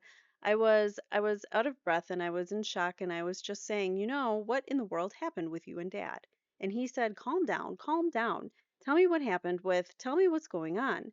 Why is Mom screaming and what just happened? So I told him about the conversation with Dad and I told him how I met Mom in the den and I told him what basically had happened and I was demanding to know what had happened with him and Dad and why things had turned out obviously so badly. Did Lyle Menendez tell you of the conversation that he had earlier with your father? Yes. What did he tell you occurred? Objection, hearsay. Overruled. He told me that he was in the study with Dad and that he told Dad that he wanted things to stop and that sex was never going to continue with my dad and I. Whatever was happening was to end. He told me that my father told him at that point to go to Princeton, forget the conversation ever happened, and just not ruin his life over it. Don't get involved over this. and that Lyle had said, no, it's going to stop. And I guess he confronted dad or threatened to tell the relatives or the police or whoever if it didn't, and different things like that. My dad said to him something along the lines of, you've made your decision and Eric's made his, and now he had to make his. And my dad was at the door. He was telling him he was not going to tell anyone. He didn't want to tell anyone. And my dad said something along the lines of, you're going to tell everyone anyway. Basically, what I got out of the conversation was that my dad thought that Lyle was going to tell no matter what happened. And was that based on Lyle Menendez telling your father that he was going to reveal the fact that you were being molested? Well, in a way, I mean, from what I got of what Lyle was telling me, he was telling my dad that if it continues, he's going to tell everyone, and if it doesn't, he won't. And my dad thought that he was going to tell everyone anyway, and that's what I got out of it. What was your reaction to upon hearing about this conversation? I just started yelling at him, saying, how can you threaten dad like that? I was on the couch in the guest house, still crying, his hands in his head, saying, we're going to die. How could you threaten dad? Sorry, his hands were in his hand. Eric's hands were in his head, saying, we're going to die. How could you threaten dad? I thought it was one of the stupidest things in the world. What was your emotional condition at that time? Emotional. Were you scared? Yes. Did Lyle Menendez and yourself then discuss what to do? Well, he was telling me to calm down, not to get so excited. Sometimes I had a tendency to get overly emotional, panic. So he was telling me to calm down, to relax, and he asked me a few more questions about what dad's demeanor, what was dad saying, how did he look like, things he was saying. I could tell that disturbed Lyle. He said that he locked the top door of the guest house. He stayed around the balcony. He was still on the couch overlooking the main house to see if maybe dad was coming again. And we discussed it, the things. He basically rebounded things off of me at that point. What kind of things were you rebounding off each other? He wanted to leave the house, right? He wanted to leave the house right away. He wanted to get things together and go. And I was saying, we can't go. Where are we going to go? We're not leaving. He said, no, we've got to get out of here now. He didn't know what was going to happen, what dad was going to do at that point right then. And he wanted to get out of the house that instant. And I was saying, I can't go. Where are we going to go? What are you talking about? And I had had conversations with him on Tuesday or Wednesday, talking about the fact that basically, if he left me, that I would kill myself, and asking him not to leave me. And that's what I was saying in this conversation to him. Did you get the feeling from Lyle Menendez that he, at the point in time, was going to abandon you and just leave? I was worried that he might. I knew that Lyle had felt about me strongly, and that he loved me, and that, especially about this issue, it was very sore for him. And so I didn't think he would. No, it was a fear, but I didn't really think he would at that point. But I didn't really think he would at that point on Thursday night. From your perspective, how important would it be to your father if Lyle Menendez did, in fact, tell the relatives the fact that he had molested you? The relatives? I don't know. Did you ever, or did you feel that there was no way that your father would tolerate Lyle Menendez telling about you and he? Objection leading, sustained. Was there any other discussion with respect to yourself and Lyle Menendez about protecting yourself? Well, at first, we discussed whether or not we could go to the relatives. The police was brought up. Those were dismissed, and at some point, we talked about getting a knife or getting some sort of a weapon, and we discussed getting a gun, and we decided on that. It wasn't a short conversation. It was, at times we were yelling, him saying, I want to leave, me saying, we can't, me coming with this and that, and me coming up with this, and just, it was an emotional 20-minute, 30-minute conversation, maybe longer. Why did you feel ultimately that you needed or if you did, you needed a gun. Because I thought Dad might very well kill me. Why did you feel that your father would kill you? Because there was this information getting out would be the end of his life, the end of his political life, the end of his pride, all honor in the family. There was no way that my father was going to let this get out. He had told me that over my life very clearly, and it just wasn't going to happen. And when he said that he was going to stop Lyle, that's exactly what I thought he meant. Did you fear that your mother would have anything to do with your father killing you? Yes. Why at that point did you feel that your mother would also kill you? I thought that whatever they were going to do, they were going to do together, that they had worked that way before, then that's just the way that it was. That night, where did you sleep? In the guest house. And did you sleep in the guest house along with Lyle Menendez? Yes. Do you remember how well you slept that night or how much you slept that night? I remember the conversation with my brother. We talked on about the family after that, overlooking the porch. Ended early in the morning. I stayed up after Lyle went back to his room, sort of pacing and sitting there, and eventually I fell asleep early in the morning on Friday morning. What kinds of things did you talk about with Lyle Menendez that night when you said you spoke about the family? We spoke of mom and dad and us, and we just talked about the family. I know we talked about one of the things we talked about was, how what was in dad's mind? What was in mom's mind?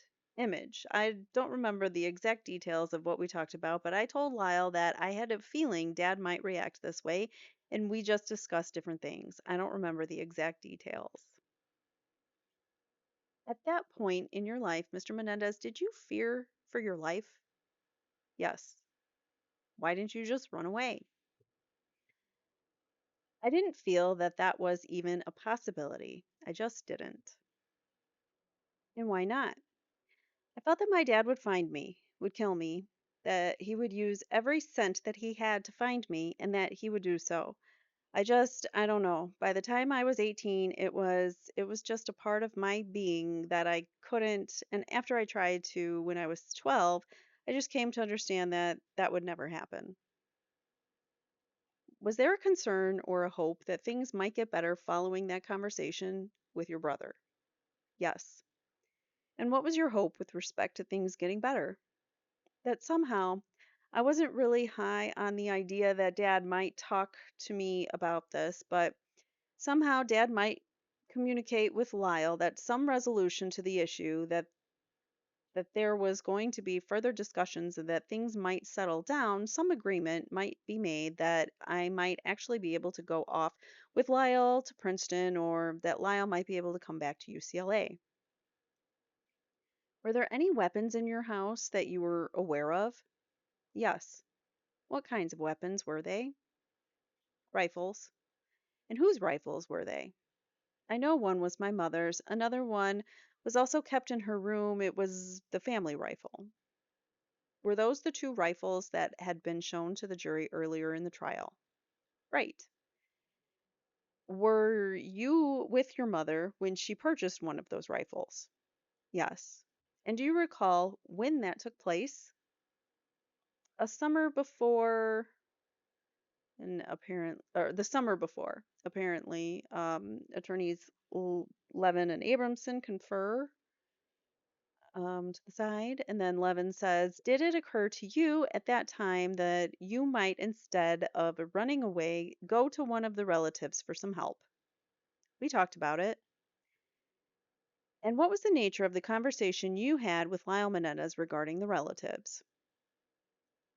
Who we could go to, who we couldn't, whether there was anyone that we could really go to that would protect us from dad or that would stand up to my father. Who were the relatives that you discussed with Lyle Menendez that you felt you could go to possibly? Possibly, we talked about my Aunt Marta, just the relatives that were close with in terms of our childhood. Aunt Terry dismissed those. Absolutely should have gone to both. Either one of them would have, I think, fought for those boys. We talked about how we wished Papa was alive and just discounted that there was any possibility of. Papa was Jose Menendez's father? Yes, my grandmother's husband. When did he pass? February 12th, 1987. Why did you wish that he were still alive? Papa was a strong person that had seen things over his life, and I'd seen him stand up to Dad when it came to Lyle and myself in terms of treatment, and I thought he might be someone, maybe the only person that could stand up to Dad. Was he particularly close with Lyle Menendez? He was. He was Lyle's best friend. Why couldn't you go to Marta? Marta's a strong woman, but she idolized my father, and my father was looked up to in the family. He was the most successful, self made millionaire, and he was strong. His aura was mighty. And I thought Marta, she's very religious and she's very caring, and she would want to bond us back together and try to get therapy, and not realizing the extent of my father's anger and wrath, and it simply wasn't going to happen. I didn't think that she would understand or could help us. That's unfortunate because she probably would have. What about Aunt Terry or Uncle Carlos? Basically the same. My Uncle Carlos was very close to my father, had known my father for many years, and I wasn't sure whether he'd believe me. I wasn't sure whether he'd want to help me. I thought that he would probably want to side with my father. I didn't know. But those possibilities weren't real. Over my life, I had suspected they might have known something, and I discounted it. I just didn't think it was a real possibility. And at that time, could you think of any person that you could go to talk to in your family? A coach, a neighbor, anyone to talk to about these things? There was no one. Mr. Levin, Your Honor, Mr. Levin says, Your Honor, this would be a good time to break. The court says, okay, we'll be in recess until 1:30. Don't discuss the matter with anyone. Don't form any final opinions about it, and we'll resume at 1:30. So we're going to stop there. So we're going to see how this works, doing like half a day at a time and see if that works. I can sit and do about that much in one sitting, so it seems like it might work, but we'll see. So let me know how this goes with you guys. Uh, if you'd like longer, shorter episodes, whatever. I'm trying to see what works here.